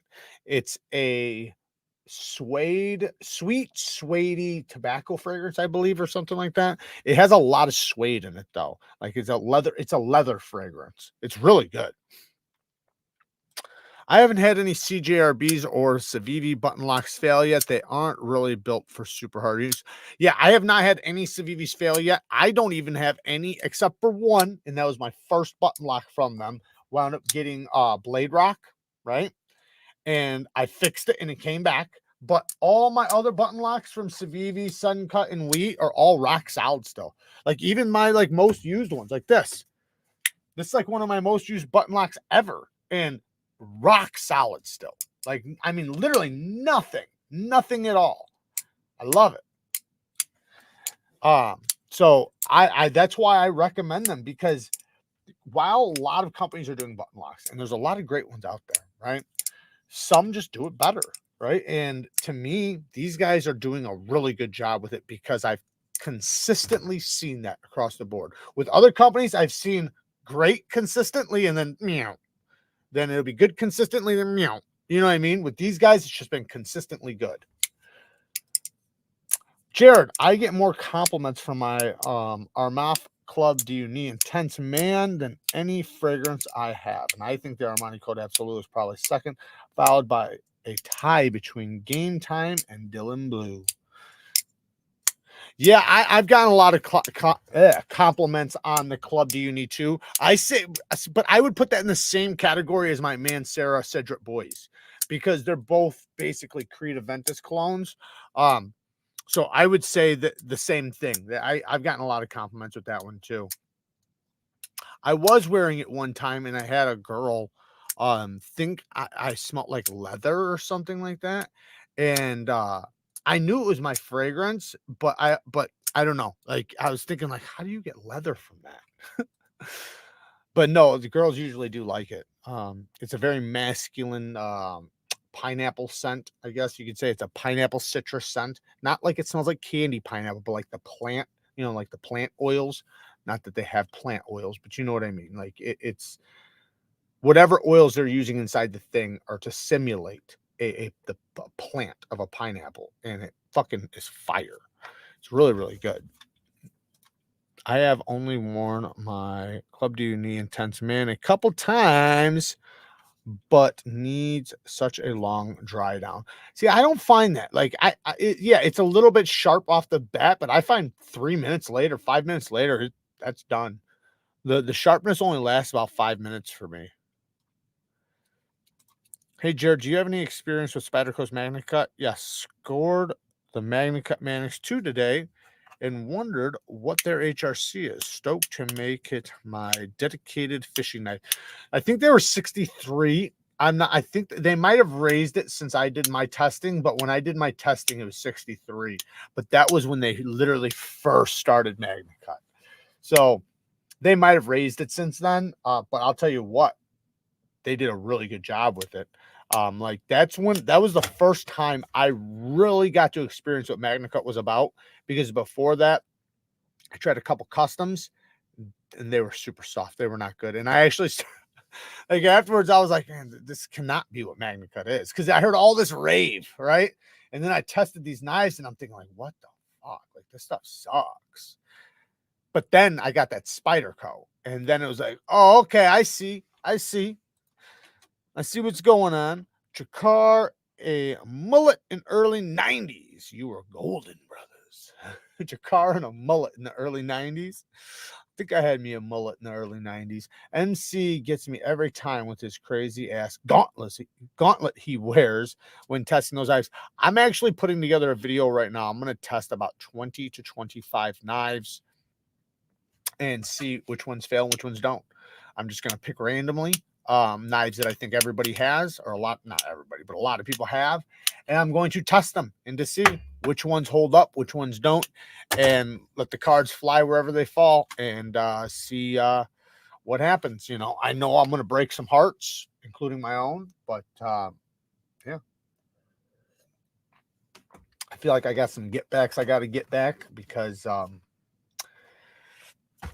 when I first started, man, I was doing that all the time. And I remember calling out so many companies for lock failure. And then it just seemed like it went away and they, you know, no locks were really failing for a long time. So then I stopped. I just stopped spine whacking. I stopped whacking it. And then shit starts coming through that's all fucked up now because your boy Neevesknives wasn't doing his job. So hot take. I still like M4 and Crewwear better than MagnaCut, and I live in the Steam Bath, also known as Houston. Well, I love Crewwear too, and M4. I can't argue with that. I love all three of those steels, but I can see why you would want MagnaCut where you're at. But you know, I don't know where I'm at. I don't really worry about corrosion, so like even M4 doesn't really corrode for me. Neither does Crewwear. I just keep it oiled, keep it dry, keep it clean. MC for sure. Where's that gauntlet to bed? That's hilarious. Sean said he worked with Spyderco and tweaked their heat treat on their MagnaCut. Bang. So you know it's good. It's probably 63, 64 now. Any thoughts on Demco's 4 and OS 10? A steel also comes in MagnaCut, but seem to miss the drop on the MagnaCut. So I had a really bad experience with a couple of the OS 10s, but that was in the early days. I think they have it down pat now. I think it's just like probably like Cold Steel's OS 10. But when they first came out and were first doing it, I got a couple of the knives and the heat treatments were shot. Like they were bad, like really, really bad. And sharpening it up was an absolute nightmare. And then I had multiple people that know how to sharpen contact me, showing me the exact same results I was getting. The steel was flaky, like it wasn't like burring up. It was literally turning into flakes. It was super weird. I've never seen this before. But anyways, my point is though, is that now it's fine. It's probably fine. That was when it first started. Story. What are we doing for story time? What are we doing for story time? Let's think of a story. Throw out some topics. Throw out some topics for me. Give me some topics. I got a story for just about everything. So, Jared, someone was saying you were a big old asshole, but I defend you, brother. And I told him you were not a big old asshole, a regular at most. I appreciate that, Chris. I appreciate the kind words. Whores. I'll jot that one down. Vulgar children's stories? Vulgar? Wow. I don't, man. So much is going through my head. Oh man. Children's stories. I got a lot of children's stories. First time you cut yourself by accident with your knife. I don't even remember that. First time I cut myself. I was getting cut at an early age. I was playing with knives since I was a little kid. But I think I remember like when I was a kid, I ran my finger up the blade. I'm talking about really little, and I cut myself. Because my dad was the type, he'd look at you like while you were doing it, like you'd be like this, and he'd be like, he wouldn't stop you. You're gonna get hurt. So I said, you're gonna get hurt. And as soon as you hurt yourself, hurt you, didn't it? But he'd make me say I liked it. So that was my dad's biggest thing. Every time, and I mean, until he died, he did this to me. If I got hurt, I don't care. Like even after I got shot in the eye, afterwards, he didn't do it right away. He waited. He waited till I was out of the hospital and stuff. He'd say, "Did you like it? Did you like it?" And I would have to say, "I loved it." Right? That's what he, when I was a kid, he made me say that shit. Because he's basically teaching me to just be tough, right? Uh, love pain, right? Love the pain, and as long as you love it, then you're not gonna fear it, you're not gonna hate it, whatever, right? So he, a New Year's story. Two questions: does the ball cage upgrade to titanium make a difference in the Mannix? What do you think of the Kanwu Django? I like the Kanwu Django. I feel like I like the other one more because of the blade shape, but I have the Django and it's really good. As far as the ball cage, mine, I don't think it does. So you can get the ceramic ball. I think that'll do more as far as upgrading. What the cage is going to upgrade is the strength. So instead of it being a plastic cage, right, it's a titanium cage. So it's going to have a little bit more strength. Also, it's a little grippier because it's steel. The buttons here are steel, or sorry, not steel, titanium. The buttons are titanium, so they they're a little bit grippier. All right. I'm thinking of some stories. How about a lucky story? A lucky story? Fuck, man, I've been lucky a lot. Um,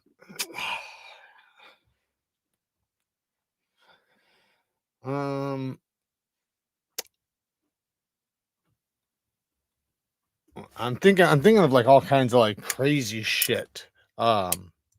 Where like I feel like I'm lucky to be alive, but I'm trying to think of something that like is story worthy because I feel like some of these are like it's like hard to remember everything that happened.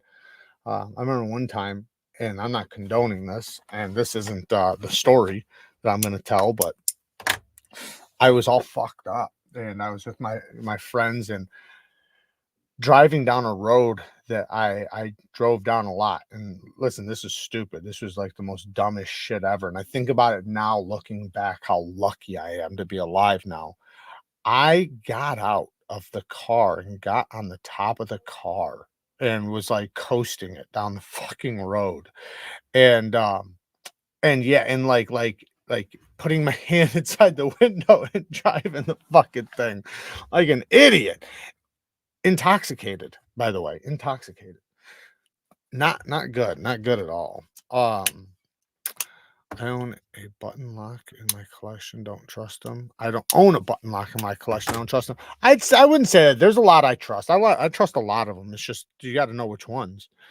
Got a Rex 45 Mannix for Christmas, and I love it. So glad you recommended. Hell yeah, Jacob. Yeah, I'm sitting here flicking it right now. I got the satin right here. I got multiples. But I one time, this is lucky. Here's a lucky one. So one time I was so it was me. I had some people in the car with me, and there was a buddy that jumped on one of these main roads, and I'm supposed to be following him, right? I don't even know I know where I'm at, but I don't know where we're going, right? So I have to catch him. Now I know where he's going down this road. I know where he's going to end up because I know the area very, very well. It's my neighborhood. So I jump on a side road, right? And I floor it and I punch it because I'm trying to catch up to him. So basically, like, because he's going down a faster road than me. I'm going down a back road with lots of stop signs. So I want to catch him right up here so I can continue following him. He's such a fucking idiot. He kept going. Anyway, so I burnt a right, burnt a left, and then fucking punched it. And this is a road with stop signs up. And I know that going into it. But my plan is to make it through all the stop signs, right? Without stopping. So I floor it and I'm punching it. And what I'm doing is it's nighttime, by the way. It's nighttime. And this is stupid with people in your car and shit. Like I was young, dumb, stupid. But it's dark out. So what I'm doing is I'm turning my lights off when I come up to intersections. So like say if this is an intersection, as I'm flying up, I'll turn my lights off right here to see if I see lights coming this way. And if I don't see lights, I just keep going, right? I don't even slow down. And so I'm flying through all these fucking stop signs. And then I'm to like, there's like a couple stop signs left before I get to the turn I'm going to make to cut my buddy off. And then there's a cop. And there's a cop on the side road. And I turned the lights off, right? And I burnt through the stop sign, but I seen him. I seen him, straight up seen him. And he's seen me. And he didn't have his lights on or nothing, so that's why I didn't see him. You know, he was like sitting there, like I don't know what the fuck he was doing. But he's seen me, and so he came flying out. Well, I'm watching my rear view, right? So I'm like, I'm floored, right? I'm floored all the way down. So I'm flying. I flew through that stop sign. I seen him burn that corner through my rear view. So I can't floor it any harder. So I'm just, you know, I probably did though. I probably tried. So I floored it as hard as I could. And I burnt through 2 more stop signs in order to run from him.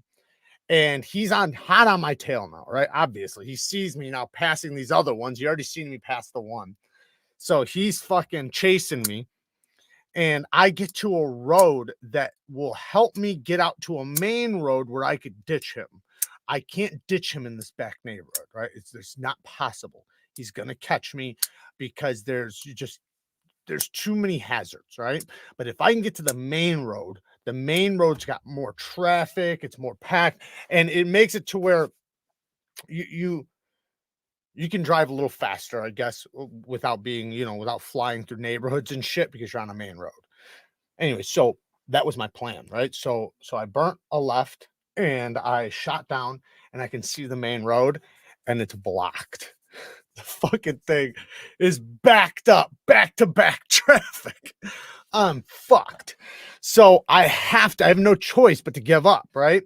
So now he's chasing me. So now I have no excuse that I don't see him, right? I had an excuse the whole time.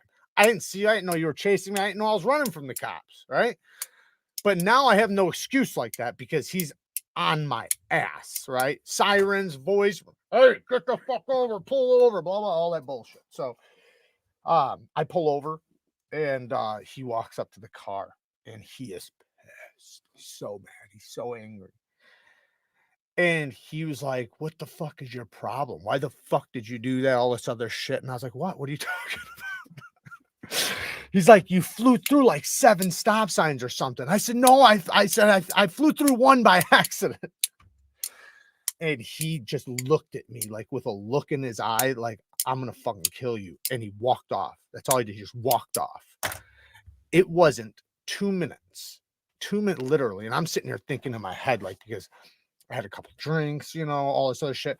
And I'm thinking like all these things in my head, like, fuck, man, is he going to tow my car? Is he going to arrest me? What's he going to do? Is he going to take me out of the car and beat my ass on the side of the highway? What are we doing? He comes walking up to the fucking car. He must have got a call. He had to have got a call, like a gunfire or something, because he came back running, threw the fucking ticket in my face and just took off that quick. And he's like, as he was walking away, he said something like, you better show up to court or something like that. Well, then when I looked at the fucking ticket, he wrote 11 stop signs. It's like, he said, I forget how many he said. I think he said 7 or something. And then I was like, no, I only passed through 1. So he was like, fuck it. I'm giving you 11 then. You want to lie to me? Give you 11. Luckily, there wasn't 11 stop signs on that entire thing. There was 7 or 8 or something like that. at least, you know, and I proved it in court. And so I settled out of court for 4 for 4 stop signs. But because he didn't proceed, he didn't get me for running or anything like that, which is a blessing. I was very blessed for that. And very, I don't know what happened, you know, hopefully nobody got hurt, but obviously something was so crazy that it stopped him from doing the rest of the shit with me, and him to throw me my shit and leave. Um, Jared had one of his buddies blow up a mailbox or dynamite to make the cop go away. I didn't do a mailbox. Um, Jeff, I'm so excited ordering. The hell you guys talking about? Are you should give me some gunny juice. Hey, you should give me some gunny juice. Just let me know what's up about button locks. See, Derek? Jared, just let me know about button locks. Let me think of another lucky story. I told this story before. I've told that one before too. But one time so I went down to Missouri to go to a friend's, right? And when we were going down there, we had all kinds of things planned. We were gonna go hunting and rock climbing and caverning and things like that. Canoeing and shit like that. We've been down. I've been down there a few times, right? This was the first time I went down there, right? My buddy from my neighborhood moved to Missouri, right? So we were going down to visit my buddy, right? So he lives down there, and there's like a big ass cavern, like not too far away, and it's like not a tourist attraction site, a real cavern. Like you're suiting up, like you know, you could potentially die. But anyway, so but while we were there, besides that story, because I have that story too, that where we went caverning, but this story is I was rock climbing a lot. Like I was looking for rocks to climb because I wanted to do rock climbing. No harness, no nothing, just free climbing. Um, you know, like a smart fuck. So I found this well, we were going down this road, and you know how like if you dug a hole through a mountain to build a road, you're gonna have the sides of the mountain walls, right? That's what it was. Now, I was too dumb at the time to understand that that's like tampered rock. I knew it was tampered rock, but I didn't it didn't go through my head that this is loose rock, right? It went through my head just that it's been settled there for 50 years or whatever. It's fine, right? That's what my brain said. It's rock climbing, right? It's fine. So I pull over on the side of the road. I'm driving a Chevy Avalanche. And I pull over on the side of the road, and I have, you know, back then we didn't have camcorders and shit, so we had Kodaks, or what is it called? Kodaks? Yeah, we have to hold down the thing and wait for the light, and so that's what we had. So I have pictures of this still. I can actually go grab them.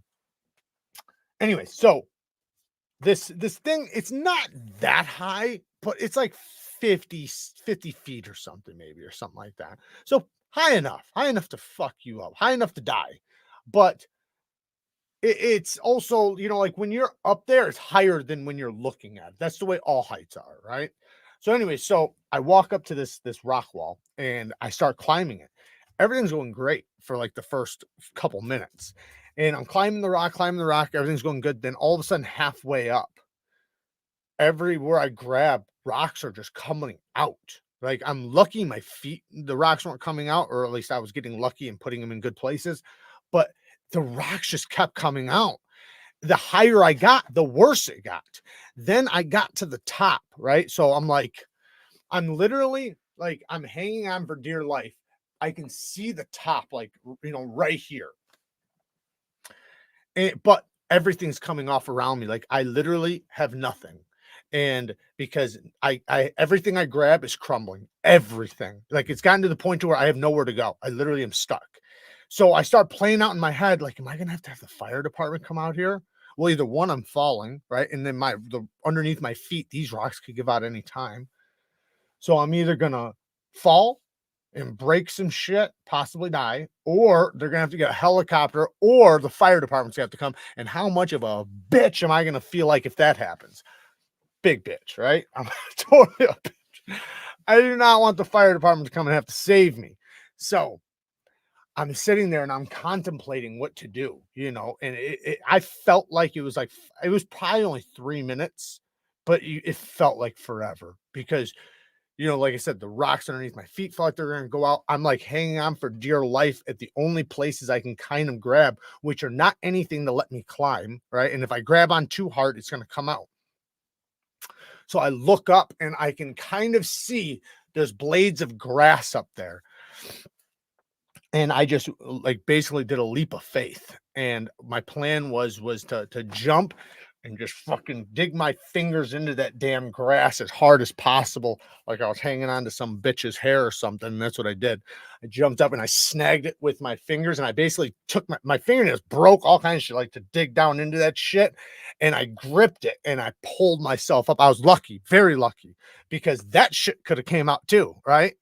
And when I got up there, man, I felt like King Kong because I didn't die. You know, anytime you go through an adrenaline rush where you feel like you could have died, should have died, or would have died, you always feel like you're on top of the world. And that adrenaline rush will get you. That adrenaline rush, it's kind of like even a lot of like the B&Es and shit that I've done, you know, and the smash and grabs, breaking and enterings, and you know, thefts, robberies, all this bullshit that I've done. You know, a lot of shit, you know, happens because of the adrenaline rush. You know, you get addicted to it, you love it. You know, it's a high that you can never replace with anything else. You know, adrenaline, right? It's kind of like skydiving, right? Going skydiving, you know, some people love it, some people would never do it, but the people that do love it, right? And it's just, there's something about when your adrenaline is going a million miles an hour, and you know, it just, man, it's like the best high in the world. So what happens is you wind up going down this road of doing certain things, and it starts off small. It's a stepping stone, you know. Start off small, you know, just doing like little licks and this and that. And then as time goes on, you're fucking doing some crazy ass shit. And you know, and every time you get away with it, you wind up, you know, you have that same adrenaline dump every fucking time. You know, maybe it's not as crazy as the first time, but it's still, you know, it's still getting you. So that shit'll, yeah, mess you up.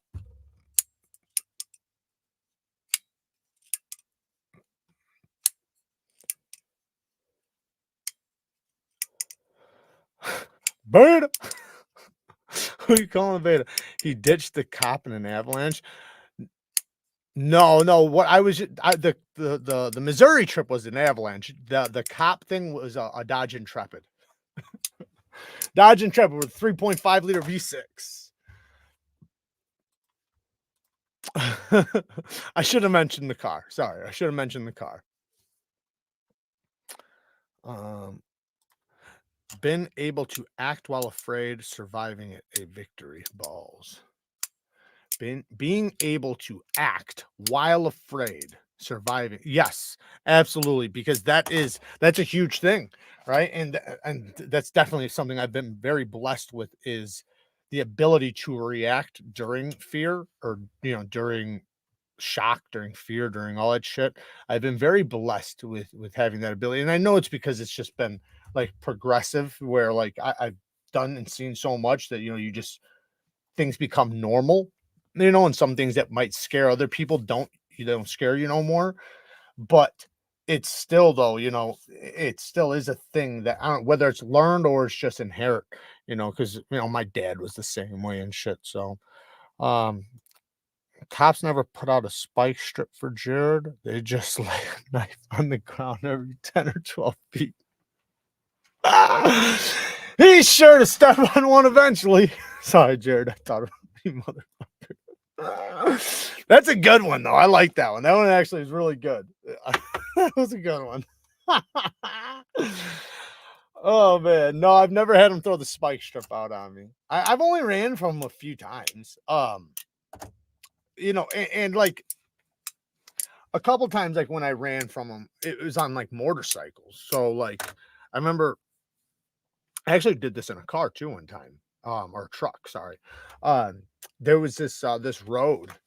So there's this road that goes to where I'm going, right? but on the side of the road, there's a graveyard, and there's a electric line or whatever, where how like an electric line will stretch all the way across, like, for miles and miles and miles and go through, multiple neighborhoods, multiple cities and shit. It was one of those. Well, there's a trail right next to that. And then there's an apartment building, which is hood as fuck, especially at that time. They wound up kicking out all the Section 8 a few years ago. So it's not as bad as it used to be.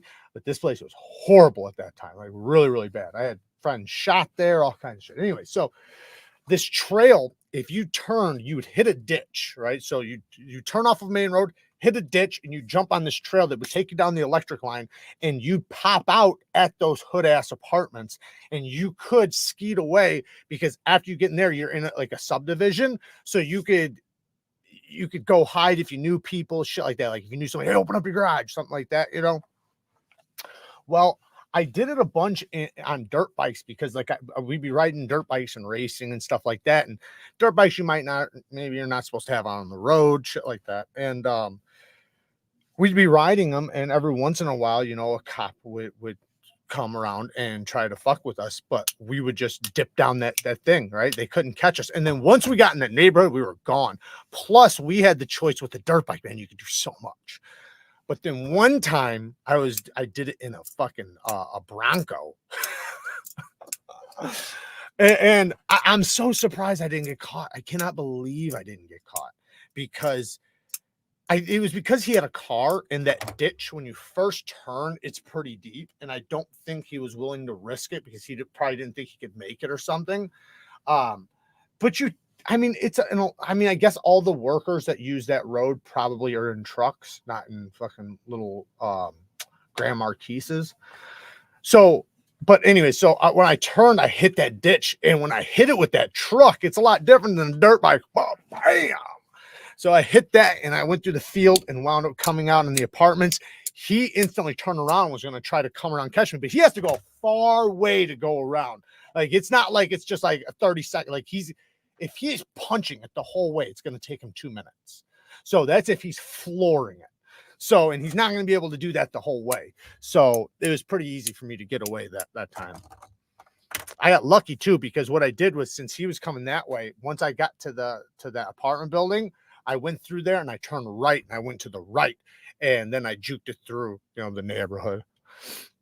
But no, I've only ran from, on foot I've ran from them a lot. And cars though, because that's different, right? I guess it's the same, but if you count them as the same, yeah, I guess I've ran a lot from the cops. But if you don't count them the same, I've only ran a few times in a vehicle.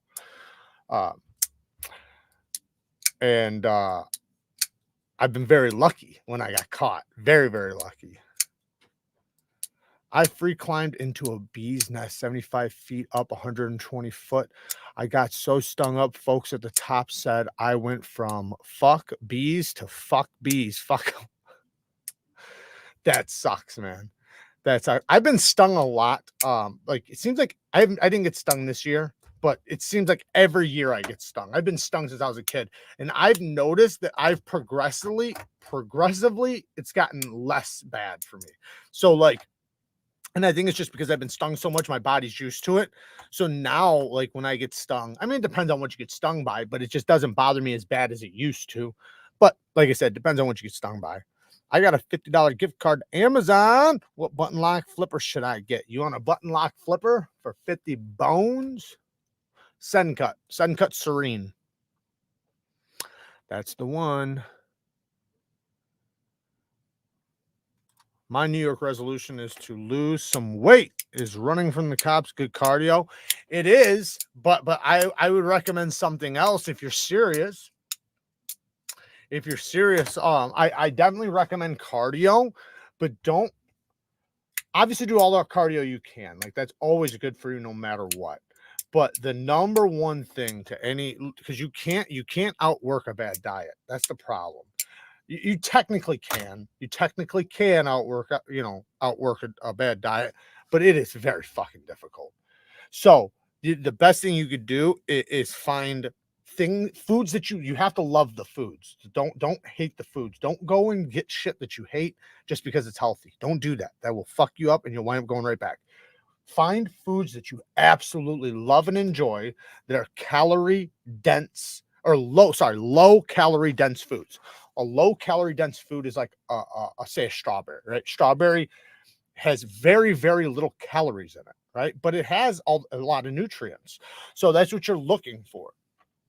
You can just cut out carbs, not all the carbs, but cut out majority of carbs. Like, what is it? 50 grams a day of carbs, you can still stay in like ketosis or whatever. Like if you were going to do a keto diet or some shit, I think that's what it is. But there's so many different, ways you can, go about it. But just, watching your diet, obviously exercising more, just go for walks, man. Like when I was trying to burn a little belly fat, I was doing, and I'm going to go back to it. I was just doing 4,000 steps twice a day. So it was 8,000 steps extra from what I would normally do, which would take me 32 minutes at a time. Well, about between 25 and 30 minutes at a time. So I'd go for a walk. I wouldn't run, not jog, nothing, just walk. Literally just walk for 30 minutes. And within that time, I'd get about 4,000 steps. And then I would go back to work and then take another break, do another 4,000 steps. And I can also track my calories and how many calories I'm burning. And then what I did was I didn't change my diet. So I was burning more calories because I knew from what I was already eating, I was basically like, regulated, where it's like I'm eating exactly what I'm burning. When I was in the Army, I could definitely outwork my bad diet. Yeah, you can't. I did too my whole life. That's why I said you can. Right. But like the things I did, most people aren't going to be willing to do. Right. Like me, I woke up and was carrying lumber, right?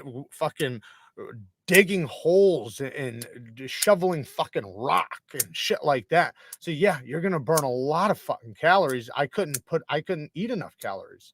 I was burning so much that I literally could not gain weight. And it didn't matter what I ate, but that is an extreme. Right? That's an extreme. That's not most people. Most people aren't burning 20,000 calories a day, right? So for the most part, right? For the most part, you're not gonna outwork out a bad diet. Especially unless if you want to. I mean, you can fucking do it, but you might as well just not stop. So swing a sledgehammer all day or something, burn some damn calories. You know what's weird is you actually burn more calories walking than you will working out. So like exercise, like lifting weights, doesn't really burn calories. It builds muscle, but you actually could take a walk around the block and you'll burn more calories walking around the block than you will doing an hour workout. I'm not saying cardio. I'm talking about weightlifting. Cardio, obviously, you're burning calories. I used to wrestle in college. My diet was trash during wrestling season. Now I eat all the stuff I denied myself back then. Yeah, you got to stop that. You got to stop that, man. You got to start looking at it like it's poison, man. Seriously, just start putting it in your head that it's poison. It's not good for you, and constantly remind yourself that. I'm telling you, man, it's crazy when you change your diet to somewhat healthy. It doesn't have to be perfect, right? But just somewhat healthy. How so many things change. So many things change, like from your focus, your mental health, the way you sleep, even your energy levels, your testosterone, everything, all that shit changes. But you have to do it with a purpose. You have to do it for a long period of time until you gain a habit. Once you gain the habit, then you're going to find yourself enjoying those things. And I think you should try to enjoy it from the start. But what's your opinion on a knife attachment that hooks to your hand so you can karate chop stuff? What? A knife attachment that hooks to your hand so you can karate chop stuff sounds dangerous. So it's an attachment that goes to your hand so you can is it an axe? It has to be an axe, right? I don't know. Gotta go. Yeah, we're about to get out of here too. Thank you, Rick. Eat nothing until 2. So that's what I did for a long time, and I still do this kind of. I in many cases won't eat breakfast. I used to eat breakfast all the time, but then I stopped eating breakfast, and then I would start my day eating lunch. So, and sometimes lunch would be very late. But yes, that is a good way to do it too. Now the problem is, and this is where most people fail this, is just because you're doing that doesn't mean you get to eat till 1 a.m. Right? That's not how that works. You're supposed to stop eating by like 7, maybe 8 o'clock. You know, if you're going to go to sleep at 10, right? You basically 2 hours before you go to sleep. You want to stop eating 2 hours before you're going to lay down, right? If you do that and then don't eat breakfast and skip breakfast, it'll be tough the first week, but your body will get used to it. And then you won't even be hungry in the morning. Your body won't even tell you. And you know what's cool about being hungry? Here's the thing. This is what a lot of people, man, they don't know. They don't know because they haven't been hungry. You have so much more energy when you're hungry. When you're hungry, there's something about you that's more animalistic and more, I don't want to say dangerous, but you have more fight in you. You're just like you're more not on edge, like in an angry way, but on edge in a way like that's good for you. Um, and like you know, it's just like even with work, right? Like I remember doing construction and getting off to eat lunch, and if we got stuffed, man, I didn't even want to go back to work before we ate lunch. Like I was you know, running the fucking show, you know. But then I'd eat something and I'd be like, fuck this. You know, I didn't even want to go back to work because that's what it does to you, especially a bunch of carbs will do that to you for sure. But anyways, my point is though is that once you get used to being hungry in the morning, you will realize your day, you will have so much more done because you're not lazy from carbs and shit like that. And then once you figure out all those little foods that fuck with you, like carbs and things like that, you wind up learning, like, or you wind up getting rid of them, and now you have nothing but energy, like prolonged, and you don't have those crashes. It's called starvation. Just starve yourself. They say the people who have gone through famines live longer. Yeah, I'm sure that's true. Because you know why though? The reason why is because your body, like your car, right? Now I'm not saying you should starve your car, but the more miles you put on your car, right, the less longer it's gonna last, right? Your body's like an engine, right? The more food it's breaking down, the more it's working, right? So the more it's working, the older it's getting, right? So you know, if you lower that, right, now it's not putting in as much work, so now you're gonna live longer, just like an engine or anything. So you know, it's some people would look at it like I'd rather live happy, you know, than live long. I don't know if that makes sense, but I say do both, man. Try to live long and happy. Said you had no children. Yeah, I'm hoping I still do. Storks are bird brags. They bring babies to families. What the fuck? What are you talking about? Is that what he was talking about earlier? The storks? My body is designed to prepare for famine, food shortages. We don't have that. Your body is designed to prepare for famine, food shortages. We don't have it. Yes, but you can have it. You just got to force yourself to have it, right? Like I've had that many times, many times. I've told you guys, man, I've been so hungry where I've literally looked at couches and thought like, could I eat this? And I'm not joking. Like I'm actually probably under exaggerating right now. Like I've been on another level of starvation. So yeah, I think it's good sometimes to put yourself through that. And also, you know what I found? A lot of people are doing this right now. I don't know the science behind it. I'm not a fucking doctor, but a lot of people are doing no food for 72 hours. They can only drink water for 72 hours. And I think some of them allow themselves juice, but that's it for 72 hours. And supposedly what it does is it helps get rid of all kinds of toxins in your stomach and your liver and your kidneys and shit like that. Look into it, look it up. And a lot of people are talking really good about it. And it's supposed to prevent cancer and all kinds of shit. Just look up the studies. Don't listen to me. I've thought about it, you know, just because I do think that those things are good. Like it even says in the Bible, you know, about fasting. So, you know, how can you go wrong? Hey, Jared, I was wrong about the Manix 2 XL and Crewer coming on Wednesday. That was the free stuff that came with the knife. It was really disappointing. Sorry.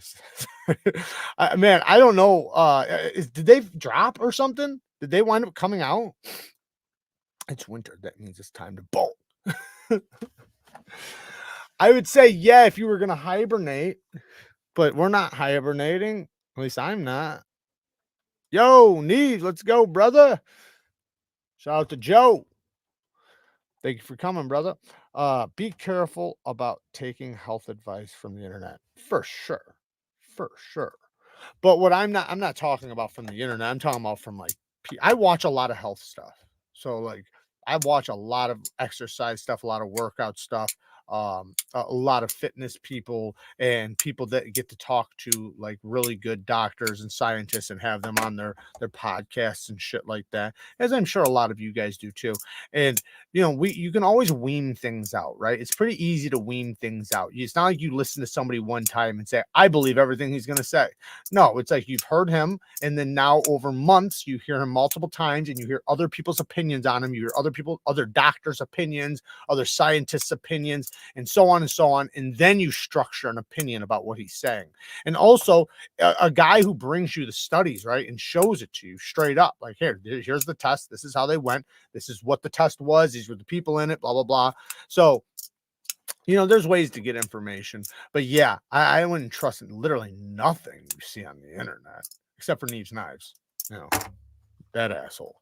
If you have a good doc,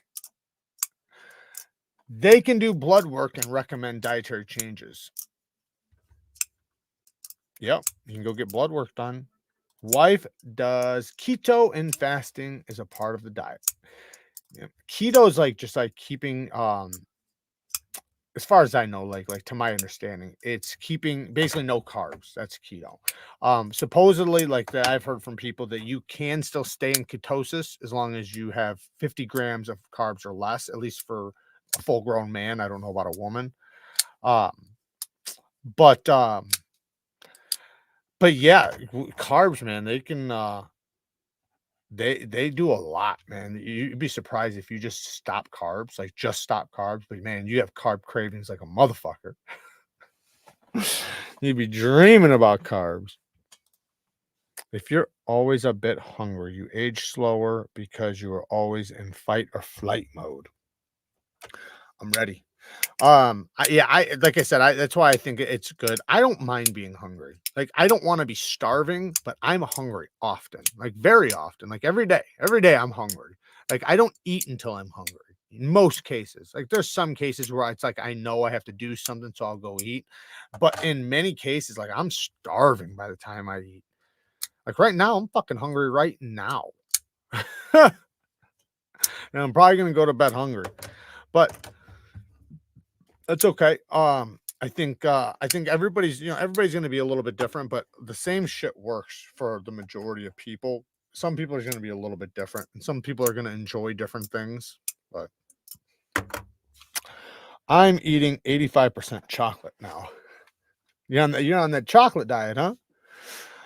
Check into the fasting clinic in northern Russia if you get a chance. There's also hospitals all over Europe that use fasting to treat illness as well, right? And it's kind of like what I was just talking about with the 3-day no food thing that supposedly has does wonders on your body. Uh, I think like there's man, I can't remember what it's called, but something in your gut, like I don't know if it's bacteria or something. You guys can look it up, but it helps kill that because your body is so hungry, it starts eating that. So I think that's how it goes. Or maybe it just gets starved and it dies. I don't know. Oh shit, you've been a pure carnivore for almost a year? Where'd that go? Been a pure carnivore for almost a year. I feel 10 years younger and never hungry. Hell yeah, Ryan. I've almost went that route. I've went like 70% at some points. David Jewell. Thank you, brother. He said, stay hungry. Hell yeah. Definitely stay hungry. Stay hungry, stay feisty. But yeah, I was doing I wasn't 100% carnivore, but I was eating a lot more meat than I was in the past, and I liked it. I did feel a lot better. My problem was and I know it was just a time thing, was I would fucking crave shit, right? And I know, like, you know, you just got to get past it. And and I was trying to eat as healthy as possible. And, you know, it worked for a while. And I remember feeling really good. And then I also remember, this is what I do remember really good, is when I wound up eating carbs after doing that for like 2 weeks, I felt like shit, like absolute dog shit. Not health. Like, I think healthy carbs are good for you. You know, there's certain carbs that are super healthy for you. You should eat those, but bad carbs, right? Bread, shit like that. Anyway, so I wound up eating, I forget what, I think it was French toast or something like that. And I fucking felt shitty for like 2 days. Like, and I realized, that's when I realized like how many people, you know, because I heard all these people saying like how shitty carbs make you feel, but you don't realize it because you're so used to feeling shitty that you don't know what it feels like to feel good. But if you knew what it felt like to feel good for a week in a row, then you would absolutely detect if you start feeling like shit. But it's difficult when you always feel like shit. When your body's always regulating like this, rather than just being at a flow, you know, and then dropping like at night or whatever. Most food sold in American supermarkets are banned in Europe. Pure poison. Yeah, you got to watch what you're eating. You definitely want to, like, I've learned a lot about that too. There's a lot of, yeah, there's a lot of bad shit. Even like ranch dressing lowers men's testosterone, especially little boys and stuff. So yeah, it's not good, man. It's not good, but that's a free country, right? If you, there's consequences with a free country, right? You can't ask for certain things in a free society, right? You have to have choice over yourself, right? So that's the thing. You have the choice to eat organic or not, to read the directions or not, read the ingredients or not. You have the choice. And I would rather live in a society like that than, and I'm not specifically talking about food. Like, if it was only food that would be hit with this, then I wouldn't give a shit. But you still like the thought, like, you'd hate for them to tell you you can never have a piece of or some ice cream ever again. It's not good for you, right? Like, come on. But anyways, hey Jared, I got some G10 scales from my Benchmaker Tillian. I love them. Hell yeah, I got some Micarta ones for mine. All right, guys, I am going to get out of here. I do appreciate you guys hanging out with me and talking shit. Um, I hope all of you have an amazing New Year's coming up, and hopefully we have some really cool New Year's resolutions that we are going to kick ass about. We're going to stomp out and definitely do. We're not going to not do them like last year, right? Right. So I love you guys. Work hard, stay tough. Until next time, peace.